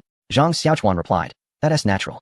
And you can also earn quite a bit for your majesty." Li Longji became even more excited. "You can make money? This is before the emperor. You must be responsible for your words. You can't speak carelessly. Quickly tell us your method." Zhang Xiaochuan said, "I believe we can sell the labor of these prisoners of war to merchants, allowing them to cover the costs of managing the prisoners. Isn't that killing two birds with one stone?" Zhang Xiaochuan thought they would applaud his suggestion, but unexpectedly everyone shook their heads. This left Zhang Xiaochuan bewildered, and he turned to look at the emperor for clarification. Li Longji was also utterly disappointed by this answer and looked to Li Linfu. "Li Xiang, please explain this to him." Li Linfu looked at Zhang Xiaochuan with a proud demeanor, as if to say, "You can't do it either." Then Li Linfu said, "Selling to merchants or nobles is not out of the question. A small amount might be acceptable, but selling on such a large scale comes with great risk. Isn't that akin to raising a tiger to trouble you? Can you bear that risk?" Zhang Xiaochuan understood. They were worried that selling to nobles or merchants would lead to the creation of private armies. At the same time, he also understood that these people had misunderstood him. So he said, Your Majesty, esteemed ministers, you have all misunderstood me. I am talking about labor dispatch, not selling people. Do you know about labor dispatch? Chapter 260, Labor Dispatch, Part 2. When Zhang Xiaochuan mentioned the term labor dispatch, the emperor and the ministers were not only confused, but also thought that this dispatch might really solve the problem of prisoners of war. Li Longji asked, "What kind of dispatch is this, and how does it work? Can it truly resolve this matter?" Zhang Xiaochuan replied, "Your Majesty and esteemed ministers. Isn't it because there are too many prisoners of war this time? Releasing them is like letting a tiger return to the mountain. Managing them as cheap labor is too costly, and selling them raises concerns about them becoming private armies. But if we only sell labor, not people, wouldn't that solve the problem?" Li Linfu countered, "How is that possible? Labor is not a commodity. You can't see or touch it. How do you sell it? Have you heard of short-term workers?" Zhang Xiaochuan asked. Li Linfu, not pleased, replied, "Stop talking nonsense. Everyone knows about short-term workers. How do you sell labor?" Zhang Xiaochuan shrugged and said, "Short-term workers do jobs for merchants, and the merchants pay them wages. What else are short-term workers selling if not labor?" Li Linfu suddenly realized, "Oh, yes, isn't this just selling labor?" Other ministers also looked like they understood. Li Longji felt more convinced that this might be feasible and asked, "Zhang Aiqing, please elaborate on how to operate this specifically." Zhang Xiaochuan waved his sleeve and said, "Let me explain simply. This labor dispatch means that these prisoners of war belong to the court and are assigned to merchants for work. The merchants pay wages, but the wages are directly paid to the court. Since it's a dispatch, the court will need to arrange a small number of soldiers or minor officials for supervision. If there aren't enough personnel, the merchants will be responsible for supplementation. This is equivalent to using the merchants' workshops or construction sites as prisons. This way, the merchants can arrange for these people to work, but have no power to instruct them to do anything else, satisfying the merchants' needs while avoiding the risk of becoming private forces, and it can also generate income for the court. It's a win-win situation." While everyone was still pondering Zhang Xiaochuan's proposal, Li Linfu began to raise doubts. "Your plan has several issues. First is the quantity. If the dispatch is scattered and there are too many supervising officials, it will lead to redundancy and excessive salary expenses. But if it's dispatched to large merchants, after all, large merchants have fixed sources of labor. The court's labor, whether or not it's needed, even if the large merchants want it, the wages probably won't be much." Li Longji looked at Zhang Xiaochuan, clearly agreeing with Li Linfu's statement, because currently, there is an excess of labor in the Tang dynasty. Which large landlord or merchant doesn't have a large group of cheap, or even free labor? It would be strange for anyone to want to cooperate with the court. Zhang Xiaochuan then said, "I believe we should consider units of 10,000. If no merchants want them, my family's industrial park can take them all." Li Linfu sneered, "You can take them all? That's quite a bold claim. With these 200,000, what price can you offer?" Zhang Xiaochuan, feeling the necessity of this labor, no longer held back. "I am willing to pay 1 coin per person." Li Longji was calculating in his mind, with 200,000 guan a year. And after deducting the salary from management, conservatively, I can save 90%. Although 180,000 guan is not a lot, at least it resolves this matter. Just then, Li Linfu said, "Isn't 1 guan a year too little?" At that moment, Li Longji felt like giving Li Linfu 2 slaps, thinking, "It's not easy to find someone willing to take on this mess. Why are you nitpicking over such a trivial amount?" Unexpectedly, when Zhang Xiaochuan spoke, Li Longji almost fell off the dragon throne. "My lord, I meant 1 guan a month." "What?" The emperor and Li Linfu exclaimed in unison, as that price was truly shocking. Generally, a good commoner earns only 1 guan a month, and that is for manual labor. Skilled workers are calculated separately. As for prisoners of war, they are usually regarded as lowly and sold for just a few dozen guan. Even those with some skills or martial arts at most sell for a few dozen guan. But Zhang Xiaochuan was offering 1 guan a month, totaling 12 guan a year, which was already enough for a buyout. Hence, the emperor and the prime minister were taken aback and momentarily lost their composure. The emperor immediately sat up straight, restoring his dignified demeanor. Li Linfu, sensing the emperor's doubts, shared his own concerns and continued, "Dr. Zhang, this is no joke. Can you really offer 1 guan a month?" Han Xiu quickly chimed in, "Dr. Zhang, you need to consider your capabilities. If you misspoke earlier, you can apologize now, and I can plead for you. And I'm sure His Majesty won't make things difficult for you." Zhang Xiaochuan replied to Han Xiu, "Thank you for your concern. But I am not speaking empty words." Han Xiu could only sigh and sit down. Meanwhile, the emperor was overjoyed. That meant 240,000 guan for the year. It's worth noting that the current annual tax revenue of the Tang dynasty is only over 30 million guan, which would increase tax revenue by nearly 10% at once. This money must not slip away, so he quickly signaled to Li Linfu. Li Linfu understood immediately and said, "Your Majesty, since Dr. Zhang is willing to pay this wage, why don't we finalize the matter of the prisoners of war today and assign them to Dr. Zhang? After all, Ambassador Wang cannot hold on much longer. What you say is very true. Since Dr. Zhang is so certain, let us assign them to you." Zhang Xiaochuan was thrilled. He urgently needed this labor force, so finalizing it immediately was the best option, but he couldn't show it. He had to make the emperor feel he was under great pressure. So, he stammered, "Well, Your Majesty, I spoke too hastily earlier. I will consider." Li Longji slammed the table. "A king does not make false promises. Do you dare to speak recklessly in front of all the ministers?" Zhang Xiaochuan replied, "I didn't mean to. That's good. Then let us settle this matter." Zhang Xiaochuan, with a righteous demeanor, said, "Your Majesty, although this is difficult, I am willing to share your burdens, but..." Seeing Zhang Xiaochuan agree, Li Longji readily said, "If there are any difficulties, just speak freely." Zhang Xiaochuan stated the conditions he had already thought of. First, regarding the payment method, due to the inconvenience of transporting copper coins and silk, I request to be paid with vouchers. Hearing Zhang Xiaochuan's request, Li Longji felt some doubts. Without needing a signal from the emperor, Li Linfu guessed the emperor's thoughts and said, "This voucher is not an official currency of the dynasty. Although you claim it can be exchanged for copper coins at the Zhang family anytime, what if you print too many vouchers and can't exchange them? This is simple. As I mentioned regarding payments, I want to pay monthly. It's just over 200,000 each month. If the court doesn't mind the trouble, we can exchange copper coins at the Zhang family every month." Li Linfu wanted to say more, but Li Longji had already made up his mind. It didn't matter. The voucher was currently more liquid than copper coins, so he quickly said, "I'll agree to these two conditions. You seem to have other conditions, right?" Zhang Xiaochuan immediately flattered. "Your Majesty is wise." Chapter 261. People are wealth. Regarding the labor dispatch request, Zhang Xiaochuan continued, "My second condition is to require a 10-year dispatch period with exclusivity. Since the products from my factory are proprietary, those who work in my factory cannot be assigned to other merchants, nor can the dispatch be cancelled midway." This time, Li Longji directly interjected, "If that is the case, how is it different from selling them to you?" "Your Majesty, it's still different. Although the court cannot cancel the dispatch, if someone dispatched dies, it wouldn't be a violation of the agreement. Moreover, these people can only work in the factory and cannot be instructed to do other things or leave the factory." Li Longji replied, "All right, I agree to this as well. But please wait, I still have requests. I advise you not to be too greedy." Zhang Xiaochuan explained, "It's just a small request, and it would greatly benefit the court." Li Longji huffed, "Speak. I believe that the dispatch of these individuals will eventually come to an end, so I hope that after 10 years, they can gradually be released.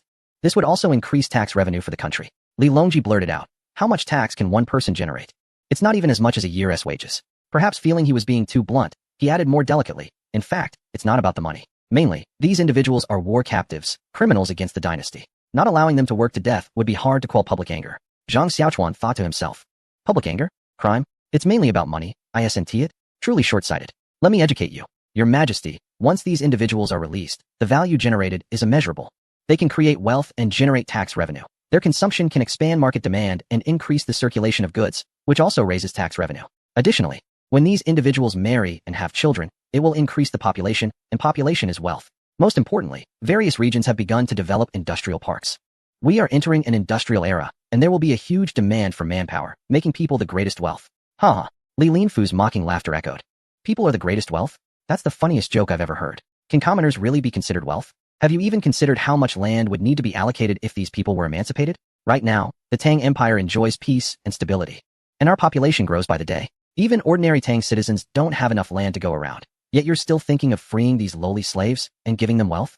You must be a naive child. I'll overlook your words this once, but never mention this again, or you'll only invite ridicule." Zhang Xiaochuan felt deeply frustrated. These people's minds were shackled by the constraints of their social structure.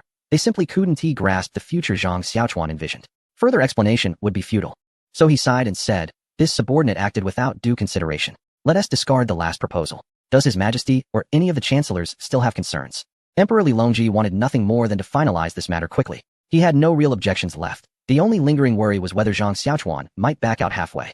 After briefly confirming a few more details, the emperor immediately issued an edict. The prisoners of war would be assigned to Zhang Xiaochuan as laborers.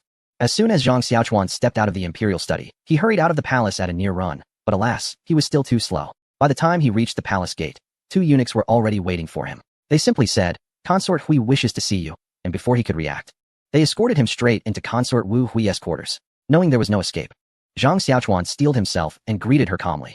"Your servant Zhang Xiaochuan pays his respects to Consort Wu." Consort Wu didn't respond. Instead, she waved her attendants away, then strode directly up to Zhang Xiaochuan. "Is this how you repay me? What happened to your promise to speak well of Mao Er? The imperial edict naming the crown prince has already been drafted. If not for the war in Shanzhou, it would have been proclaimed to the whole empire by now. I demand an explanation." Seeing Consort Wu growing increasingly agitated, Zhang Xiaochuan felt helpless, but he knew this woman was dangerous when unhinged. He had no choice but to explain. "It's not that I refuse to help. It's just that explanations are meaningless now. The emperor has already made his decision." "Nonsense," she snapped. "If His Majesty had truly decided, why would he have consulted you at all? You're lying to me." "I'm not lying. Zhang Xiaochuan never lies. The emperor only asked for my stance, not my opinion. Do you honestly believe a mere 5th-rank official like me could sway His Majesty's resolve?" Still unconvinced, Consort Wu pressed on fiercely. "You're lying. If you'd done nothing wrong, why have you been avoiding me all these days? Help me secure the crown for Mao Er right now. I'm begging you.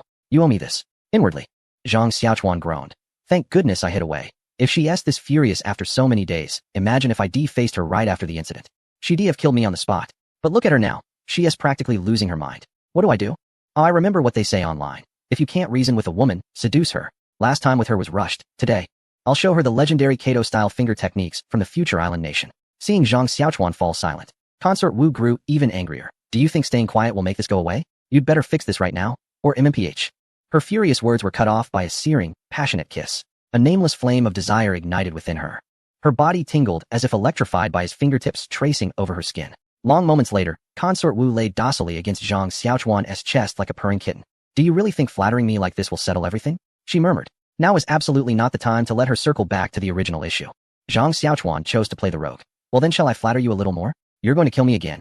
I never thought it could be like this for the first time. So embarrassing. As she spoke, Wu Huifei ran her fingertips across Zhang Xiaochuan's chest, causing his heart to flutter. One must admit this woman truly knows how to handle men. At the same time, it also indicated that she was essentially already charmed. As she didn't turn cold after the encounter, but remained affectionate in his embrace.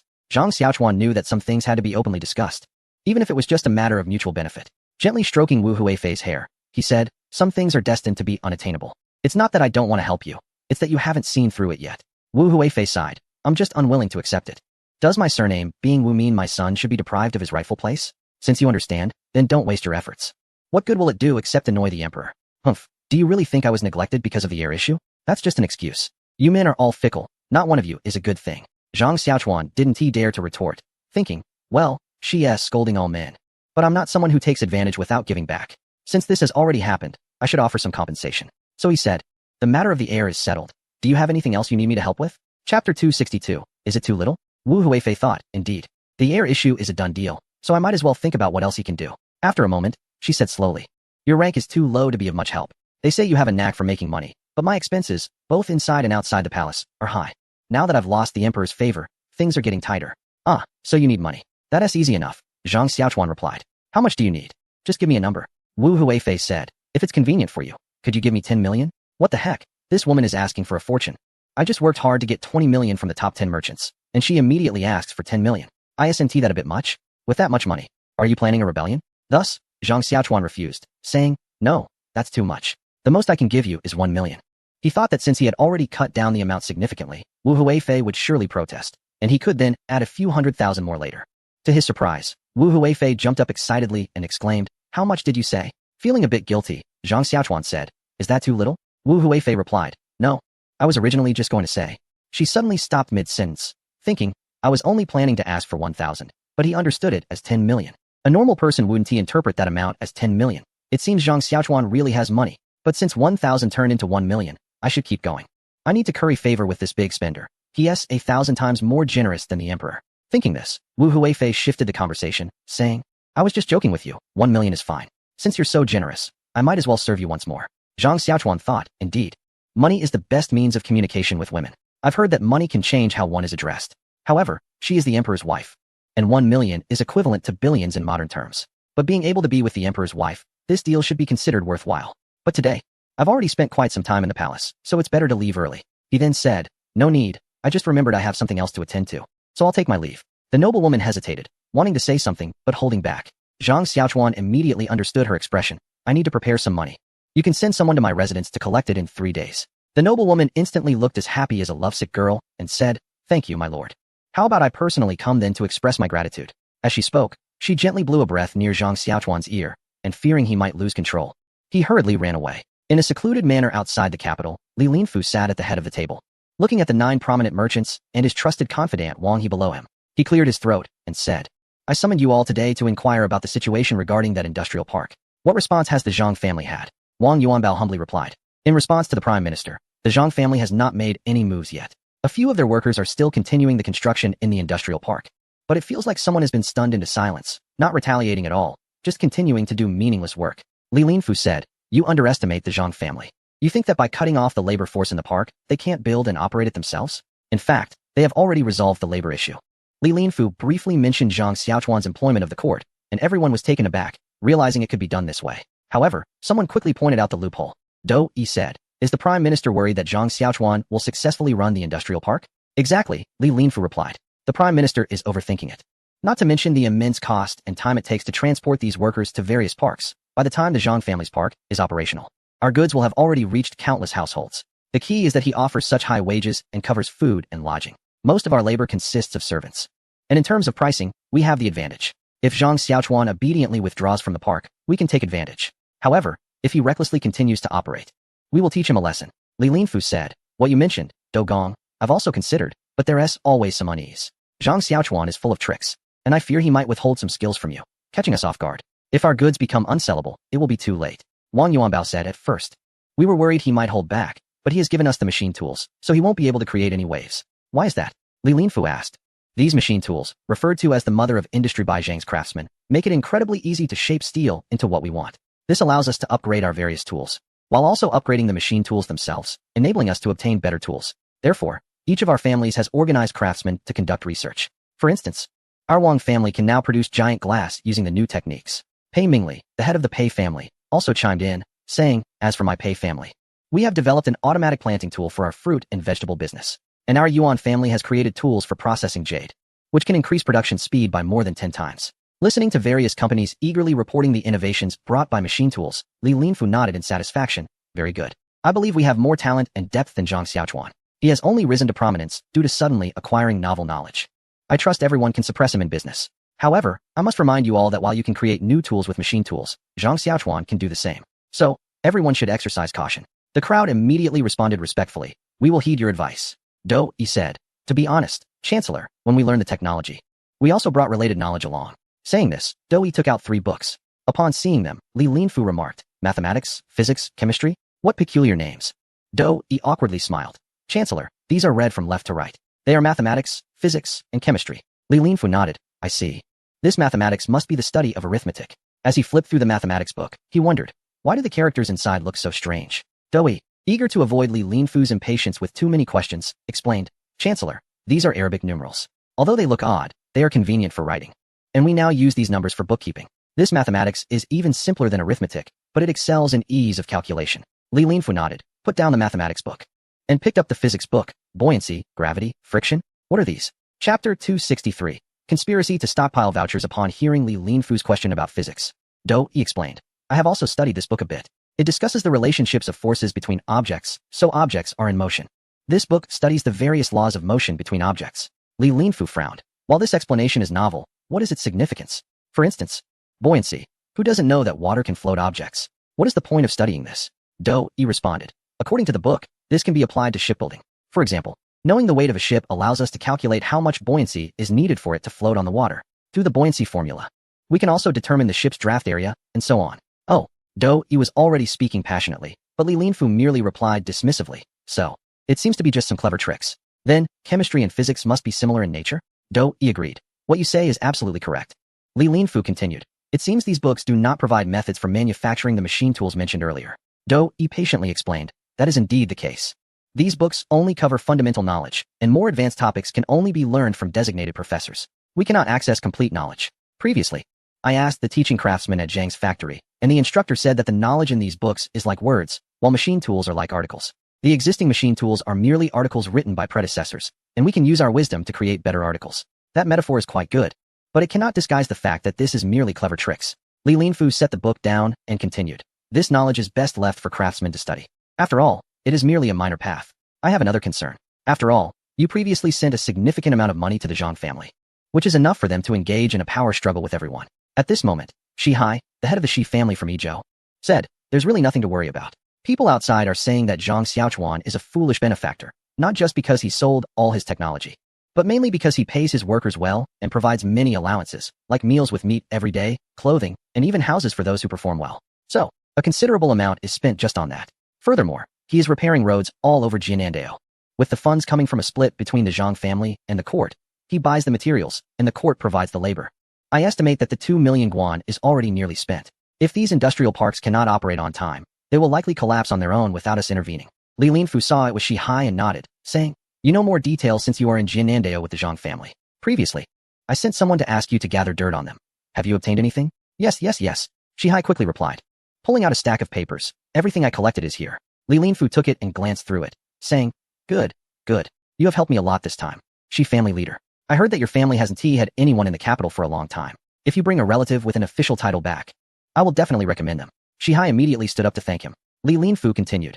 We will rely on you all to restrain the Zhang family. We must cut off their market and make them lose their financial resources. When the opportunity arises, I will act decisively in the court to take them down in one fell swoop. Everyone responded in agreement. At this moment, Do Yi said, I heard that the Zhang family is increasing the printing of vouchers, with about 2 million yuan this time.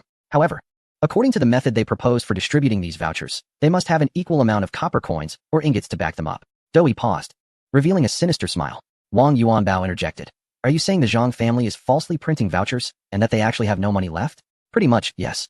Our orders from the Zhang family have decreased, and they are repairing roads everywhere, so they must be running out of funds, Do Yi replied. We can take this opportunity to stockpile a batch of vouchers and deliver a fatal blow at a critical moment.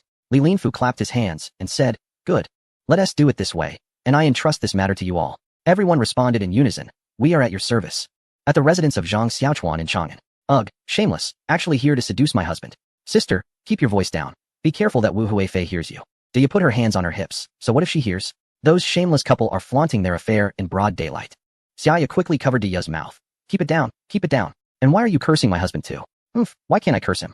That vixen has bewitched my husband, and why shouldn't I curse? You just protect him. I won't bother with him anymore. At this moment, the door creaked open, and Zhang Xiaochuan felt incredibly awkward, having been caught by his wife during this private matter. As a modern person, he felt a strong sense of guilt. But he still mustered the courage to say, My dear Diya, who are you ignoring? Diya turned her head with a hum, while Xiaoya politely greeted, Greetings, Lady Wu, and to my husband. Lady Wu teased, Zhang Longzhong, you really are a loving couple. I heard you have 11 lovely wives. And a pair of twin sisters who are truly remarkable. They must be these two, right? Zhang Xiaochuan was furious at Lady Wu in his heart, thinking, You come to collect money, yet you provoke me. Given the current situation, why stoke the flames? I almost lost my composure when I heard Diya's voice just now. Xiaoya remained shy and speechless, while Diya looked at Lady Wu with a flushed face and said, Even the most remarkable cannot resist temptation. I remind you, some people should pay attention to their status. Lady Wu chuckled but did not respond. Instead, she playfully leaned closer to Zhang Xiaochuan's neck and whispered, You are quite sharp-tongued. Today's events must not get out. I shall take my leave. After saying this, she even blew a breath into Zhang Xiaochuan's ear, prompting him to silently curse her. Watching Lady Wu leave, Zhang Xiaochuan thought he had to handle things properly and comfort the two ladies, so he grinned at Diya and Xiaoya, then embraced them and headed toward the bedroom. Xiaoya still remained shy and silent, while Diya turned her head. Don't touch me after you've touched other women. Zhang Xiaochuan tried to appease Diya, but just then, Lady Wu's voice came again. Hee, Zhang Longzhong. You really are quite eager. Diya huffed in anger and turned to leave. Zhang Xiaochuan could only curse inwardly, damn it. Lady Wu, unfazed by Zhang Xiaochuan's twisted expression, continued, Sorry to interrupt, but I have 2 more things to remind you about. Wait until I'm done before you continue. Zhang Xiaochuan gritted his teeth and replied, Please go ahead. Oh, it seems you don't want to hear it, then forget it. Zhang Xiaochuan felt a surge of irritation, thinking, This woman still hasn't been completely tamed. It seems training is still needed. However, his expression shifted to one of deference. I humbly ask for your guidance, Lady Wu.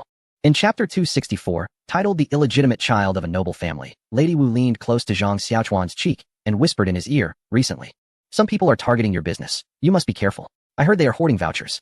Zhang Xiaochuan thought, These people want to bring me down with this tactic. But it's quite rare for Lady Wu to give me a heads up. After I gave her 1,000,000 coins, she seems to have changed and is now showing me a more accommodating attitude. Thank you for the reminder, Lady Wu. I will be cautious. Lady Wu continued. By the way, can the vouchers you gave me be exchanged for copper coins or silk? Zhang Xiaochuan smirked. You are quite pragmatic, but I like your straightforwardness. They can be exchanged for copper coins, but you'll need to arrange for someone to come to my family's bank for the exchange. However, such a large amount requires a reservation 7 days in advance. Lady Wu didn't mind Zhang Xiaochuan's teasing and lightly patted his chest. I truly must go now. If you miss me, remember to come find me. After Lady Wu left, Zhang Xiaochuan turned to Xiaoya and asked, Do you have any information about the top 10 wealthy merchants hoarding vouchers? Xiaoya said, We haven't really uncovered any information on this matter yet. The top 10 merchants are just accelerating the construction of their factories. They probably haven't started hoarding on a large scale, so it's hard to notice for now. However, since Wu Huifei spoke so confidently, it must not be mere talk. Yes, I think so too. But since they want to hoard vouchers, let us print more for them to stock up. Notify the printing factory to print another 50 million. Xiaoya opened her mouth wide. Isn't that too much? And how are we going to spend that money once it's printed? Zhang Xiaochuan replied nonchalantly. Isn't that simple? Buy mines, buy land, hire people. And if there's still money left, we can build bridges and roads. In any case, we need to get these vouchers circulating among those merchants as quickly as possible. Although Xiaoya didn't understand why Zhang Xiaochuan was doing this, she still believed he wouldn't suffer any losses. So she teased. I've never seen anyone like you. Others want to kill you, and you're rushing to hand them the knife. There's no helping it. The opponent is just too weak. By the way, how is the contact with the top 10 merchants and their affiliated forces going? Xiaoya replied, they've all been contacted. But due to the large number and their scattered locations, it's hard to gather them all together. Zhang Xiaochuan thought for a moment and said, that's true. It's too difficult to gather people from all over. It's better to hold the meeting based on the location of the new industrial park. Let us first gather those from the capital area, as they should be the majority. I want to meet with them in 3 days. Okay, I'll go find Uncle Xiao Hu to arrange it. Zhang Xiaochuan grabbed Xiaoya, who was about to leave. Wait, there's no need to rush. Xiaoya asked, is there something else, my husband? Something important. Come, let us discuss how to create people. In a secluded estate outside Chang'an, there was a large banquet hall.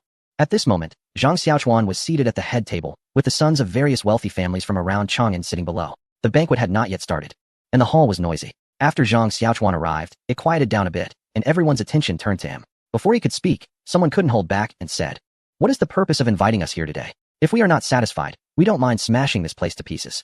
Others echoed, yes, yes. We are all prominent figures in this capital. Coming to this banquet is already giving you enough face. If you have something to say it quickly. I'm in a hurry to go to Fengfila to listen to music. Zhang Xiaochuan was not angry, knowing that these people wanted to establish their stance and try to pressure him. He then asked slowly, may I know who you are? The person immediately stood tall. I am Dou Yao from the prominent Dou family in Shanbei. Oh, from the Dou family? Is Dou your elder brother? Exactly, he said proudly, as if to imply that Zhang Xiaochuan should be intimidated. Zhang Xiaochuan maintained a calm demeanor. Oh, so it's from the Dou family. It's a pity that Dou is so astute. If you are in a hurry, you can leave first. Although Zhang Xiaochuan spoke in a calm tone, it left Dou Yao in a dilemma, making his face turn red with frustration. Because Zhang Xiaochuan was targeted by wealthy merchants. These privileged individuals were somewhat aware of the situation. Therefore, when they received the Zhang family's invitation, they naturally understood it as a call for cooperation, relying on them to help combat the wealthy merchants. They felt the need to elevate their stance first to gain the upper hand in the negotiations. However, they did not expect Zhang Xiaochuan to completely deviate from the norm and immediately demand them to leave. Although they were privileged second-generation rich kids, they were essentially just useless individuals living off their family's wealth. Perhaps the impoverished long for such a lifestyle, but these privileged second-generation rich kids sought achievements and respect. If they failed to realize their value, the next generation would completely drift away from the family center. The wealth code in Zhang Xiaochuan's hands was the means to secure their status, so when Zhang Xiaochuan became assertive, they softened. Although they were unsure of Zhang Xiaochuan's exact intentions, they could not simply back down. Dou Yao stubbornly said, Zhang Xiaochuan, if you want to drive me away, you should know your place. Without us, how do you plan to deal with the siege from all sides? Zhang Xiaochuan's tone grew severe. If I were you, I would sit down and accept defeat. Do you really think you and everyone here are something special, daring to show me your power? Zhang Xiaochuan's words were harsh, causing the assembled privileged individuals to become restless, with an undercurrent of rebellion. Fortunately, they did not act out, but someone immediately spoke up. Zhang Xiaochuan, you've gone too far. Although Dou's words may not be pleasant, they reflect the truth. We may all be second generation, lacking significant status in our families. But we are still from noble families. You are just a suddenly risen nouveau riche and cannot humiliate us at will. Who are you? Zhang Xiaochuan asked. I am from the Wang family. Wang Yuanqing and Wang Yuanbao are my older brothers. Zhang Xiaochuan sneered. Do you think your status is impressive? And you all, don't overestimate yourselves. The so-called legitimate heirs take precedence, while the illegitimate ones serve. Do you really think you're from a noble family? You're just the dogs of the noble families. Let me tell you, I, Zhang Xiaochuan, am a noble family on my own, while you are the discarded trash of the noble families. Isn't it natural for me to look down on you? Furthermore, I am kindly giving you a chance to become noble again today. Instead of being grateful, you dare to dream of riding on my head. I won't say this a second time. If you don't want to talk, get lost. Zhang Xiaochuan delivered the last sentence with full force, unexpectedly exuding an overwhelming presence. And the banquet hall fell silent as if a pin could be heard dropping. After Zhang Xiaochuan displayed his power, no one left. As he had said, these individuals understood that being a second-generation child meant being born of a concubine. They were flattering termed as illegitimate sons, but in reality, they had no inheritance rights. They were essentially just dogs of the family head, dependent on the head's generosity for their sustenance, regardless of their contributions, which were merely for the family's benefit. Their generation was somewhat better off, but the next generation would be completely reduced to servants. However, Zhang Xiaochuan's sudden rise gave them hope and a possibility for rejuvenation. Initially, they just wanted to better manipulate Zhang Xiaochuan, but they didn't expect to hit a brick wall. Zhang Xiaochuan was also quite helpless. He knew that none of these people were good, and cooperating with them was akin to seeking skin from a tiger. However, there is no way around it. To rapidly push civilization into an industrialized society, the benefits must be shared with them. First, relying on oneself to cultivate talent for these tasks would take at least 5 to 10 years. Second, the current economic model is too outdated. Once they realize they can't compete, they will retreat, which would be even worse. Although I have my grievances against the powerful clans, their deep-rooted heritage allows them to learn and develop technology at a pace far exceeding that of ordinary people. If it comes to the point of having to destroy and rebuild the clan's authority, the development process would likely slow down by at least 10 years. I just want a comfortable social environment to relax in, not to become a world leader. From another perspective, destroying these clans would merely mean cultivating another batch of them. What's frustrating is that the heads of these powerful clans are short-sighted. They turn against me over such trivial benefits, which naturally makes them uncomfortable. If I seek revenge, what could be more painful than being betrayed by one's own brother? If I want these illegitimate sons to resist the legitimate heirs, I need to intensify the conflict and completely unravel the interests involved. Zhang Xiaochuan stood up, looked around, and said, "It seems we can have a good talk now. Before we start, I have a question for you. As brothers connected by blood, why should one be reduced to a servant just because their mother is not the legitimate wife? Isn't the blood of our ancestors the same? Just because my mother entered the family later, I am deemed unworthy of inheriting the family business. Are you satisfied with this?" Wang Yuanqing stubbornly replied. "What do you mean by satisfied or not? Our family has been able to continue because of the concentration of wealth and power, upheld by strict clan rules. Why should we betray our clan just because of your words? The fact that you are here today shows you have that ambition. The chips I offer are high enough for you to find them hard to refuse." Dou Yao interjected, "But mere words cannot convince us." Zhang Xiaochuan glanced at Dou Yao and Wang Yuanqing, clearly the leaders of the group, and said calmly, "Rest assured, since I invited you here, I will definitely satisfy you. What I present is far superior to what we have previously cooperated on with other families." Dou Yao replied, "I advise you not to be overly confident. Currently, each family has machine tools to assist in actively innovating technology. If you still think it's like when everyone just got started, then I believe this matter may be difficult to succeed. Innovative technology? I see it as merely optimization, while what I offer can truly be called innovation. Akin to the emergence of machine tools. Of course, saying this may not convince everyone. So to express my sincerity, let me show you the products first before you decide." After Zhang Xiaochuan showcased a portion of the products, these sons from the powerful clans felt a chill run down their spines. Each product was an upgrade or extension of existing ones, and one could say they would easily generate immense wealth even if managed by a pig. Seeing their astonished expressions, Zhang Xiaochuan was very pleased and said, "So what do you think? Do you believe the chips I've put on the table are sufficient?" Wang Yuanqing replied, "What you have shown is truly astonishing. Each item, if managed well, could create a powerful clan. However, I wonder how we can cooperate on this." "What do you mean by no cooperation?" Wang Yuanqing immediately interrupted Zhang Xiaochuan. Zhang Xiaochuan pressed his hand down. "Calm down. When I said no cooperation, I didn't mean we wouldn't sell to you." Wang Yuanqing asked, "So what do you mean?" "My meaning is quite simple. I will help you build the production workshops for these products, which you can then take over and directly produce for sale.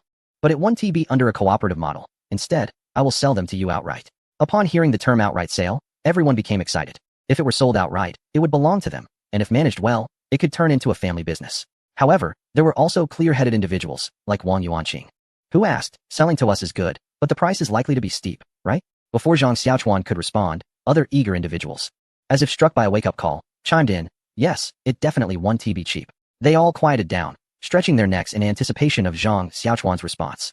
Zhang Xiaochuan replied, "Is the price steep? That is for sure. The price for these factory workshops ranges from 1 million to 10 million. Upon hearing this, everyone gasped. That was way too expensive. Who could afford that? As Zhang Xiaochuan spoke, someone handed over booklets that detailed the specific industries and their prices. After flipping through, Wang Yuanqing said, "I expected your price to be high, but I didn't think it would be this high. How could we possibly afford it? Not just us. Even the heads of major families might not be able to afford it. Are you trying to make fun of us?" "I've already considered this situation and tailored a plan and a suggestion," Zhang Xiaochuan said. "The suggestion is that those with insufficient funds can engage in a partnership. As for the plan..." Zhang Xiaochuan paused, and with a wave of his hand, someone brought over another booklet. He pointed to the cover and said, "This plan is a mortgage loan." The A4-sized booklet prominently displayed the words asset mortgage loan contract. Although the term sounded new, everyone understood it meant they would borrow money to buy. The key point was that this was ancient times, specifically ancient China, while other matters could be discussed. The idea of borrowing money to buy something was considered very unfriendly. Who didn't know that borrowing money could lead to a lifetime of hardship? In an instant, the atmosphere in the banquet hall dropped to freezing point, and everyone felt like they were being played for fools. Dou Yao said, "Zhang Xiaochuan, don't you think this is too much? We came to discuss cooperation, and you actually want us to borrow money?" Zhang Xiaochuan realized everyone had misunderstood, so he said, "I assure you that the borrowing money I mentioned is not the same as what you understand. Please be patient and let me finish, and I guarantee your confusion will disappear. And you will be smiling." In Chapter 266, Who Set This Price? Zhang Xiaochuan briefly explained the concept of mortgage loans for purchasing goods in the later world.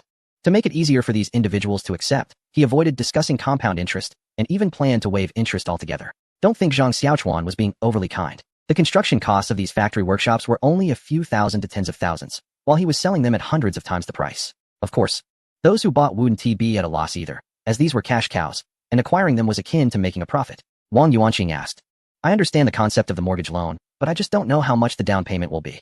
Zhang Xiaochuan said with a pained expression.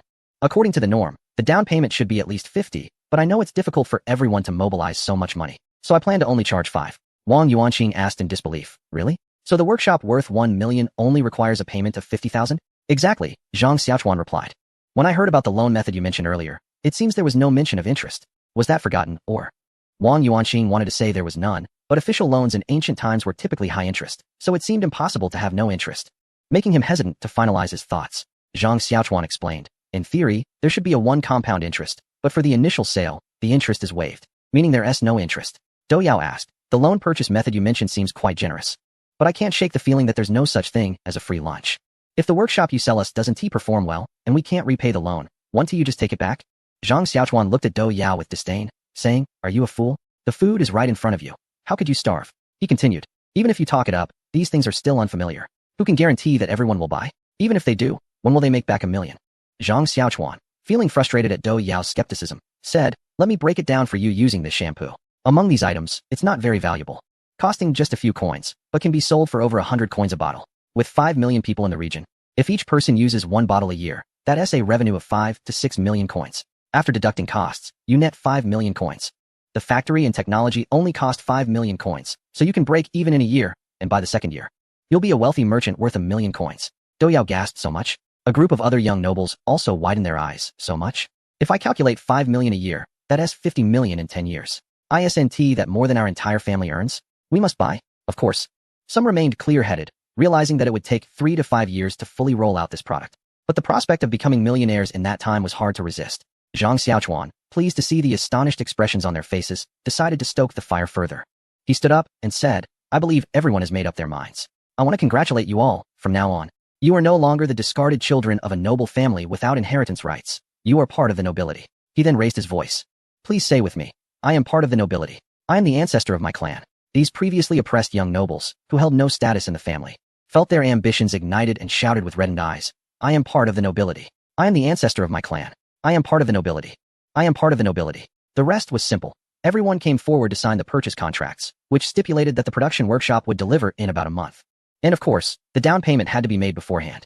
Additionally, there was a confidentiality clause stating that this matter must be kept secret until the product was officially sold. As these younger branches feared interference from the main family and were naturally more anxious than Zhang Xiaochuan, after finalizing matters in Chang'an, similar banquets were held in other industrial park locations. After the sales contracts for the production workshops were completed, Zhang Xiaochuan called a meeting. Has the tally been made?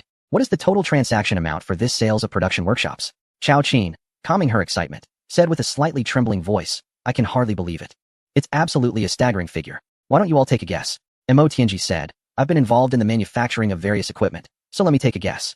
I estimate it to be around 10 million. Chao Qin laughed and said, nope, that's too low. Keep guessing. Luo Xiaohu said, I participated in the banquet for the cooperation in Chang'an. I guess it's around 30 million. Still incorrect, it was lower. Zhang Xiaochuan said, I only roughly plan the direction, and aside from some products aimed at the wealthy, I have no idea. I didn't expect it to be over 50 million. Come on, don't keep us in suspense. Chao Qin said, alright, everyone hold on. I was shocked when I saw this number. We sold a total of 170 million. Zhang Xiaochuan took a moment to process the way the amount was reported and exclaimed, wow. 170 million. That is almost equivalent to 10 billion in our currency. Everyone was still in shock, and no one paid attention to Zhang Xiaochuan's reference to the equivalent in our currency. Mo Tianji remarked, isn't that a bit outrageous? I made all the items. And if we only count the material costs, it wouldn't even reach 100,000. I think 100 times would be enough to be outrageous. And now you're saying it's 2,000 times. Isn't that a bit? Chao Qin exclaimed, what? The material cost is that low? Yao Yao. You set this price, so what do you have to say? My heart can't take it. At this moment, Yao Yao said, this price wasn't set by me. Chao Qin was shocked, what? Not you? Could it be that it was set by Xiaochuan? Yao Yao replied, it was set by my husband. This left Zhang Xiaochuan confused. I don't remember setting a price. I just confirmed part of the products. Previously, when I was to confirm the price with my husband, he said to set it casually, but I thought it shouldn't be too casual. So he kept asking, and he mentioned that the principles of pricing in capital should be followed, which I didn't think would lead to such a high price. How could it not? I followed the principle. First calculate the cost, and then set the price based on that, with a 10-fold markup for monopoly products, a 10-fold markup for leading technology, and a 10-fold markup for hard demand. Zhang Xiaochuan sighed. This is indeed a lucky coincidence. If I were to set the price, I might not even dare to set it that high. He silently gave a thumbs up in his heart. Well done, Yao Yao. Here's a chicken leg for you. What? Just a chicken leg as a reward? Husband, you're too stingy. Zhang Xiaochuan chuckled, just joking. If you want anything, just tell me. I'll make sure to satisfy you. Chapter 267. Eating humble pie in public. After clarifying the pricing situation for the factory workshop, Zhang Xiaochuan returned to the meeting. Alright. Let us continue. The money has been collected, but the workshop hasn't been built yet. Uncle Mo, you're in charge of the construction, so please update us on the progress. Mo Tianji said, it's not a big problem. The 20,000 people we brought from a certain region a few days ago have been a great help. Now that we have brought back most of them, they have been dispersed to various parks, ensuring that construction will be completed within a month. That's reassuring. Next, we will transfer the core R&D projects to a certain country. Mo Tianji continued. Speaking of that country, I have something to report. We have recently found a large area of banyan trees and have already established a rubber processing factory along with some related factories. Perhaps the wages we offered were too high, leading to frequent disruptions from locals. Although we can manage the factory's perimeter, there are inevitably people going out or getting isolated. Recently, several individuals who went out to collect raw rubber have encountered accidents, causing local residents to become resistant to rubber collection, which has affected the supply of raw materials. Zhang Xiaochuan pondered for a moment and asked, can we trace whether it's outlaws or if there are any forces behind it? You hit the nail on the head. Indeed, there are forces at play, specifically the royal family and nobles of that country. They might be envious of our industry and want to take it for themselves. What is Tung Yi doing? He hasn't been able to suppress them, and now they are causing trouble again. Mo Tianji replied, you are unfairly blaming him. To suppress them would require violence, but as you mentioned, we should minimize bloodshed. This is exactly why the nobles lack respect. Zhang Xiaochuan said, I didn't consider that. It seems that being too merciful won't work. Tell Tung Yi to eliminate all the noble heads in that country and seize all their silver. However, this will only deter them temporarily. Issues will arise again over time. Your suggestion is similar to what Tung Yi and the others are thinking. Gao Shi proposed a plan to support one of our own to sit on the throne of that country. And he seems to want you or Delang to take that role. Zhang Xiaochuan disagreed. That's not feasible. I still have matters to attend to in our own country. And neither my brother nor I can go there now. However, this proposal is quite good. Uncle Mo, see if there's anyone suitable in the village. We can discuss this later. Is there anything else? If not, we can stop here. Mo Tianji said. Did you not ask Tung Yi to find a certain fruit from that country? It has already been shipped back. Zhang Xiaochuan exclaimed excitedly. Really? That's great. Hurry and bring it over. Mo Tianji hesitated. Are you sure you want it shipped to the capital? The smell is quite strong. Zhang Xiaochuan replied. The stronger the smell, the better. I don't want anything without flavor. After the meeting, I'll arrange for it. Understood. In the Xingqing Palace, Li Longji was reviewing memorials when he caught a whiff of a strange smell. He asked, General Gao, do you smell something unusual? It's very fragrant, or rather, I can't say it's fragrant, but it's a very pleasant aroma. It's the first time I've encountered such a scent. Gao Lishir was about to respond when the emperor mentioned fragrance, and he quickly swallowed his words. Though he did detect a faint odor, it was actually quite strange and unpleasant. He had initially intended to say he smelled a weird stench, but hearing the emperor describe it as fragrance startled him into silence, nearly causing him to bite his tongue. Gao Lishir reorganized his words and said, this old servant indeed caught a strange smell. Although it was faint and only for a moment, it was certainly there. It seems it's not my illusion. Go investigate quickly. Gao Lishir responded and left. Just outside the imperial study, he ran into a young eunuch, who hurriedly bowed and said, Greetings, sir. Why the rush? What has happened? The young eunuch replied, a certain Zhang Xiaochuan has brought in a cart of filthy goods to the city, but the stench is unbearable, and the city gate refused entry.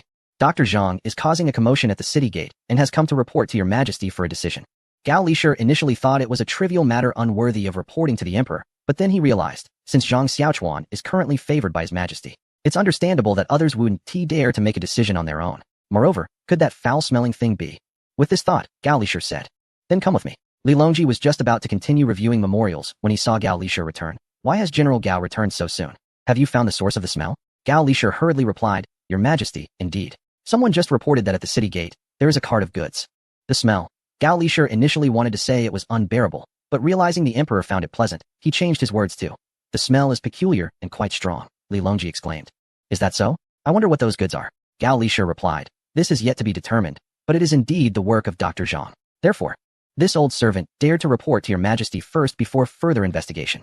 Li Longji put down the memorial he was holding. I didn't expect it to be this Zhang Xiaochuan again. In that case, let us go to the city gate and see what is causing such a peculiar smell. As Li Longji and his entourage made their way to the city gate, another eunuch came to report, Your Majesty, it's bad. Dr. Zhang has been arguing with the city guards to no avail, and in his anger, he has lost his mind and intends to. Seeing the reporter stammering, Li Longji anxiously shouted, What does he intend to do? The eunuch, unsure how to articulate it, had no choice but to blurt out, To eat feces in public. What?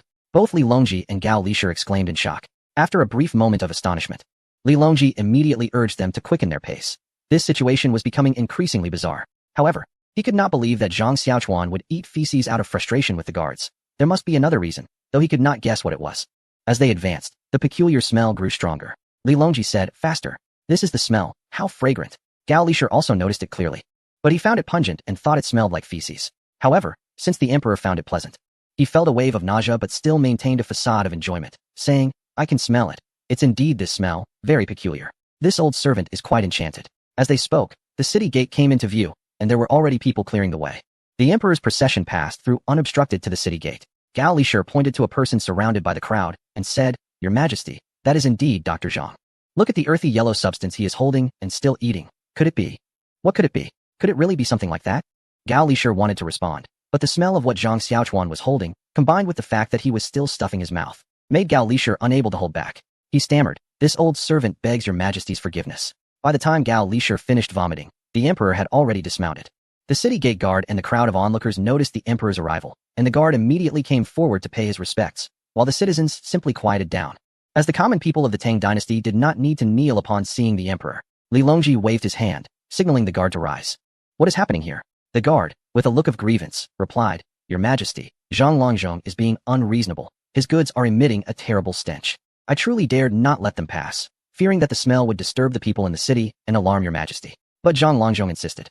"So I reported to your Majesty for a decision." At this moment, Zhang Xiaochuan also approached, holding a food box. He placed a piece of unfinished yellow item into the box and wanted to bow to Li Longji, but it was inconvenient to do so while holding something. So he handed the food box to the guard. The guard pinched his nose and stepped back, as if the box contained a plague. With no other option, Zhang Xiaochuan had to bow while holding the food box. At this time, Gao Lisher returned, looked at the item in Zhang Xiaochuan's hand, sniffed it, and nearly vomited again. Fortunately, Gao Lisher had incredible self-control and managed to hold it back, though his expression was quite vivid. Li Longji observed all this, but he was deeply confused. From the reactions of the guard, Gao Lisher, and most of the onlookers, it seemed that the item in Zhang Xiaochuan's hand was extremely foul-smelling, even akin to excrement. Yet, why did it smell pleasant to him, even inducing an appetite? In that moment, Li Longji experienced profound self-doubt. Li Longji turned to Zhang Xiaochuan. "Do you have an explanation?" Zhang Xiaochuan replied, "Your Majesty, this is actually a fruit from a foreign land called durian. Its taste is soft, sticky, and sweet, leaving a lasting impression. Why not give it a try?" As he spoke, Zhang Xiaochuan presented the food box to Li Longji. Seeing the durian flesh being offered, Li Longji felt a strong appetite and was about to reach out to take it when the guard suddenly blocked his way. "Bold Zhang Xiaochuan, how dare you offer such foul item to His Majesty? Do you not fear for your life?" Li Longji quickly withdrew his half-extended hand, realizing, "It seems I cannot recklessly eat this in public, lest I end up like Zhang Xiaochuan and be ridiculed. But I really want to eat it." Li Longji's mind raced, and he quickly devised a plan, saying to Zhang Xiaochuan, "What are you eating? You can't seem to settle down unless you stir up some trouble, can you?" "Your Majesty, I was just trying to enjoy some imported fruit. It is this guard who does not understand the situation and has caused all this fuss. I am truly wronged."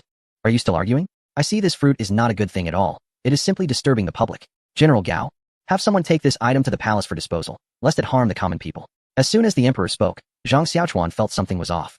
"I traveled a long way to get this durian, and you, old man, are trying to cut in. That's not acceptable." Zhang Xiaochuan immediately spoke up to stop. "Your Majesty, absolutely not. This item has an unclear origin. Let me handle it. I will send someone to return it the same way it came, without entering the city." Li Longji, undeterred, retorted, "How dare you? Do you want to keep this to harm the people, General Gao? Arrange for it to be taken away at once." Gao Lisher quickly agreed and arranged for someone to guide the truck carrying the durians directly to Xingqing Palace. Zhang Xiaochuan was at a loss, thinking, "I originally got this durian to indulge a bit, to enjoy some durian freedom. I only had one, and the rest were seized by the emperor. This won't do. I need to ask the emperor for some back." With that thought, Zhang Xiaochuan hurried after the retreating emperor. "Your Majesty, let me handle this item," he shouted while chasing the emperor's carriage towards Xingqing Palace, leaving behind a bewildered crowd of onlookers and the gate guards. The gate guard scratched his head in confusion. Did the emperor just confiscate the durian? Upon returning to the Nanyun Hall of Xingqing Palace, where the emperor usually rested, Gao Lisher had already arranged for a basket of durians to be waiting. Although Gao Lisher found the smell of durians quite unpleasant, he could see that the emperor really liked them. So when the emperor ordered the durians to be brought back to the palace, he understood immediately. Li Longji sat down at the table, and Gao Lisher promptly brought a durian over. The emperor looked at the spiky durian and asked, "How is this different from the one Zhang Longzhong had earlier? How do you eat it?" Just as Gao Lisher was about to respond, a young eunuch hurriedly entered from outside and reporting, "Zhang Longzhong requests an audience." Li Longji smiled wryly and shook his head. "This kid actually chased all the way to my sleeping quarters. Let him in." Once Zhang Xiaochuan entered, he didn't even bow before noticing the durian on the table and curiously asked, "Your Majesty, what is this?" Seeing Zhang Xiaochuan skip the formalities and directly question, Gao Lisher reminded him, "Zhang Longzhong, you are being disrespectful." Li Longji waved his hand dismissively, It's fine. Xiaochuan, tell me how to eat this durian. Upon hearing that the emperor wanted to eat durian, Zhang Xiaochuan thought, oh, it's simple. He had a large tray brought in, pried open the durian along the cracks, and took out the flesh, explaining how to distinguish between ripe and unripe, as well as the yield of the fruit. When a large plate of durian flesh was placed in front of Li Longji, the emperor was almost drooling, disregarding his image. And mimicking Zhang Xiaochuan's earlier manner at the city gate, he picked up a piece and started eating. To his surprise, the durian flesh was fragrant, sweet, and soft, with a dense and delicate texture that made Li Longji exclaim in delight. This also stirred Zhang Xiaochuan's appetite. He had only had one piece earlier and wanted more. So he too grabbed a piece and started eating heartily. Gao Lishir watched in astonishment. Can this really be eaten? Why do I feel nauseous? Yet His Majesty loves it so much. I guess I'll just have to get used to it. Shaking off his thoughts, Gao Lishir saw that the durian Zhang Xiaochuan had peeled was almost finished, so he quickly went to peel another one. Meanwhile, Zhang Xiaochuan and the emperor were competing for the last piece, but he couldn't get it, making him puff up with frustration. Gao Lishir was feeling anxious, while Zhang Xiaochuan was proudly holding the durian. However, Li Longji was not truly angry. Through their interactions, Zhang Xiaochuan discovered that this emperor was relatively open-minded and easy to get along with. Of course, there was a prerequisite. He had zero tolerance for anything that could threaten imperial power, even if it was just a rumor. Gao Lishir's speed in peeling the durian couldn't keep up with the speed at which the emperor and Zhang Xiaochuan were eating, so two more young eunuchs came to help. In the end, the two of them stopped only after eating 7 or 8 durians. Zhang Xiaochuan let out a satisfied burp and exclaimed, delicious. Li Longji laughed heartily indeed. It's very delicious. It's been a long time since I had such a tasty treat. The name is well chosen. It's truly memorable and makes one reluctant to part with it. Your Majesty, although this durian is great, one shouldn't overindulge. It can easily lead to bloating and excessive heat in the upper body, causing mouth sores. You've already eaten too much today. It's best to have the imperial physician prescribe something to aid digestion and reduce heat, Zhang Xiaochuan advised. Li Longji, somewhat skeptical, replied, is that so? You wouldn't deceive me, would you? Zhang Xiaochuan replied calmly, Your Majesty can rest assured. I don't have the audacity to do so. Li Longji smirked slightly, thinking, it's strange if you don't. Then he instructed Gao Lishir, go summon the imperial physician. After giving the order, Li Longji turned to Zhang Xiaochuan and said, now tell me, how did you come by this durian? Zhang Xiaochuan had already prepared an explanation regarding the origin of the durian. My family knows I like peculiar foods. And this was brought back by the Zhang family trading convoy from a certain region. He didn't expect it to be so plentiful there. It was just that no one had brought it into the empire before. Zhang Xiaochuan continued, I know a little about this, as it hasn't been cultivated there for long. I've heard that it also exists in another region. Li Longji then asked about cultivation and preservation methods. Zhang Xiaochuan, worried that sharing too much could backfire, pretended to know very little. Li Longji felt he couldn't extract any more information and was about to dismiss Zhang Xiaochuan. Seeing this, Zhang Xiaochuan quickly said, Your Majesty, let me add one thing. It's best not to eat too much of this durian. Li Longji impatiently replied, You've already said that. Stop beating around the bush. Well, since there are so many durians, if Your Majesty can't finish them, they will spoil. Why not let me take some back to avoid waste? Li Longji thought, You want to take these durians from me? He opened his mouth to refuse, but Zhang Xiaochuan quickly added, Your Majesty, fresh ones will arrive again in a few days. Li Longji then relented. All right then, you may take a little back with you. Zhang Xiaochuan noticed the emperor's gesture and felt quite displeased. A little really meant just a little. Li Longji, seeing his expression, shook his head and said, only you would dare to show me such a face. I won't just take your durians for free. Wait for my decree. A reward will be coming soon. Zhang Xiaochuan was unsure what the emperor's reward would be and could only return with less than 1/10 of the durians. Originally, he wanted to share them with Xiaoya and Luo Xiaohu, but now he could only taste them himself. As the saying goes, it's better to enjoy together than to enjoy alone. The emperor indulged himself and naturally bestowed gifts upon his close ministers and consorts. Although many were initially resistant, they ultimately had to accept the emperor's gifts, even if they were as unappealing as excrement. Who would have thought that once they tried it, it would be surprisingly delightful? Suddenly, durian became the new favorite in the capital, and its scent wafted through the streets, attracting both admirers and detractors. However, this was no longer a concern for Zhang Xiaochuan, as he had fully realized his freedom to enjoy durian with its constant supply to the capital. Upon returning home, Zhang Xiaochuan was still pondering what the emperor would grant him, when a decree arrived almost immediately after he stepped through the door. Gao Lishir entered with a cheerful demeanor and said, Congratulations, Zhang Lang. No, I should say congratulations, Lord Zhang. Please accept the decree quickly. Zhang Xiaochuan was taken aback. I've been promoted to a marquis. That's quite a leap to a third-grade title. The emperor is being quite generous this time.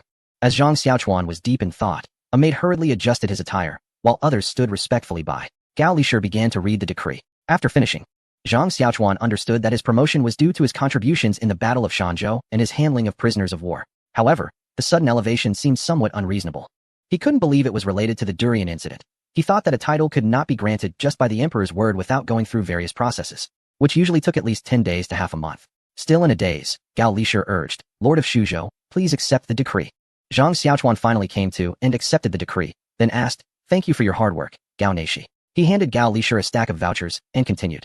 I am a bit confused and hope you can clarify. Gao Lisher replied, Lord of Shuzhou, you are too modest. If it's not a forbidden topic, we certainly don't want to disappoint you. He explained, it's not a secret. This reward should not have been so generous.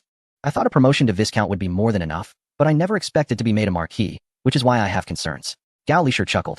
It seems even the wise Lord of Shuzhou has moments of confusion. Let me explain. There are 3 reasons. First, it is due to the Emperor's immense favor and generosity towards you. Second, your contributions aren't solely from the Battle of Shanzhou, but are significant and will be remembered for ages. And third, Ambassador Wang has attributed his merits to you and strongly requested your promotion. Zhang Xiaochuan thought, that makes sense. It's because Wang Zhongzi gave his credit to me. As for the Emperor's favoritism and lasting contributions, I don't buy it. Nowadays, craftsmen's inventions mean nothing. He replied. I see. Thank you for clarifying, Gao Neishi. After Gao Lisher left, Zhang Xiaochuan felt increasingly uneasy. The promotion seemed to have no connection to the durian offering, making him feel like he had been played by the Emperor.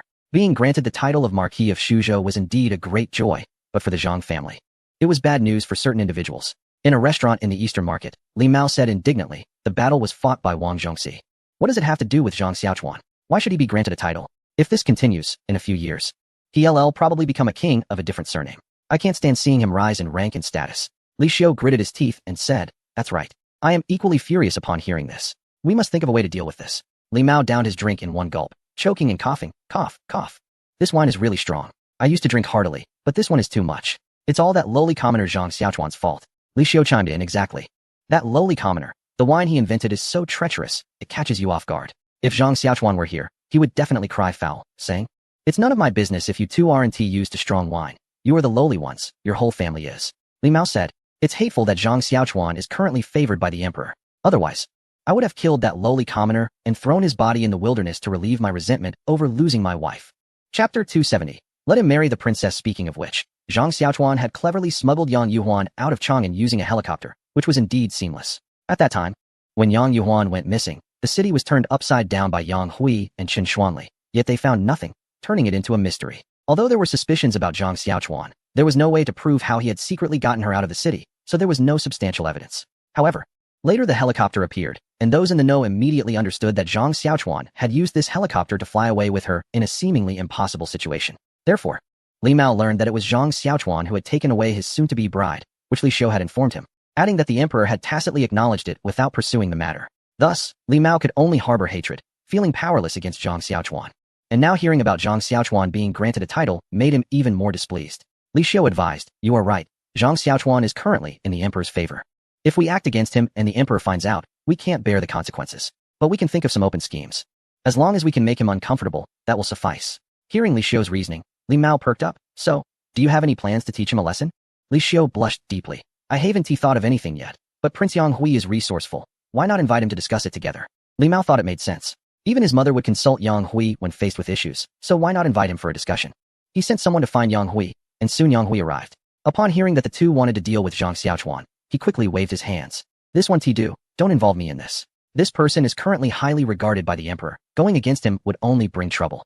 Li Mao felt a bit disheartened hearing Yang Hui's hesitation. However, Li Xiu quickly explained, Prince, you worry too much. We understand your concerns. We don't want his life. Just want to find a way to make Zhang Xiaochuan uncomfortable and give him a bit of trouble. Yang Hui then felt relieved and said, in that case, we can discuss it. I have heard that Zhang Xiaochuan is quite the flirt. At such a young age, he already has more than 10 women in his household, and none of them are married yet. Li Mao was puzzled. What is this about? Which noble family does not have many concubines? Why are we discussing this? We need to deal with Zhang Xiaochuan. Li Xiu replied, Your Highness, please calm down and let the prince continue. Yang Hui nodded at Li Xiu and continued, for others, this might not matter, but Zhang Xiaochuan places great importance on women. The reason he is not married yet, as I found out, is that he intends to marry all these women as equal wives. Li Mao exclaimed, how is that possible? Marrying a second wife is already difficult enough. If he wants to marry so many equal wives, wouldn't that go against the principles of propriety? We could use this to ruin his reputation. Yang Hui shook his head. It's not like that. He hasn't married any of them, so we cannot use this to attack him. What I want to say is that he treats every woman in the family with great respect. Some people have seen him accompanying the female relatives to the market, helping them tidy their appearance and carrying their things. Li Xiu said, indeed, I've heard of this too. It's truly shameful for a man to follow women like a servant. Faced with the two who were continuously missing the point, Yang Hui felt helpless. But what could he do when both their fathers were powerful figures? He patiently said, "What I mean is that Zhang Xiaochuan values these women, yet he has not married any of them. This shows he cares about them and wants to treat them all equally. Just think, if he marries a wife, that balance will be broken. And he will feel very uncomfortable. If he marries and then has to expel these favored ones from the household, you can imagine." Li Mao quickly interjected. At that time, he would definitely be in great pain, more so than if he were killed. Yang Huai replied, "Exactly." Li Xiu, with a hint of confusion, asked, "But whether he marries or not is not up to us to decide. Even if he marries, he wouldn't just expel those favored ones from his home. I wonder what the prince intends to do to resolve this. This matter seems difficult. But it can actually be very simple. Let him marry a princess.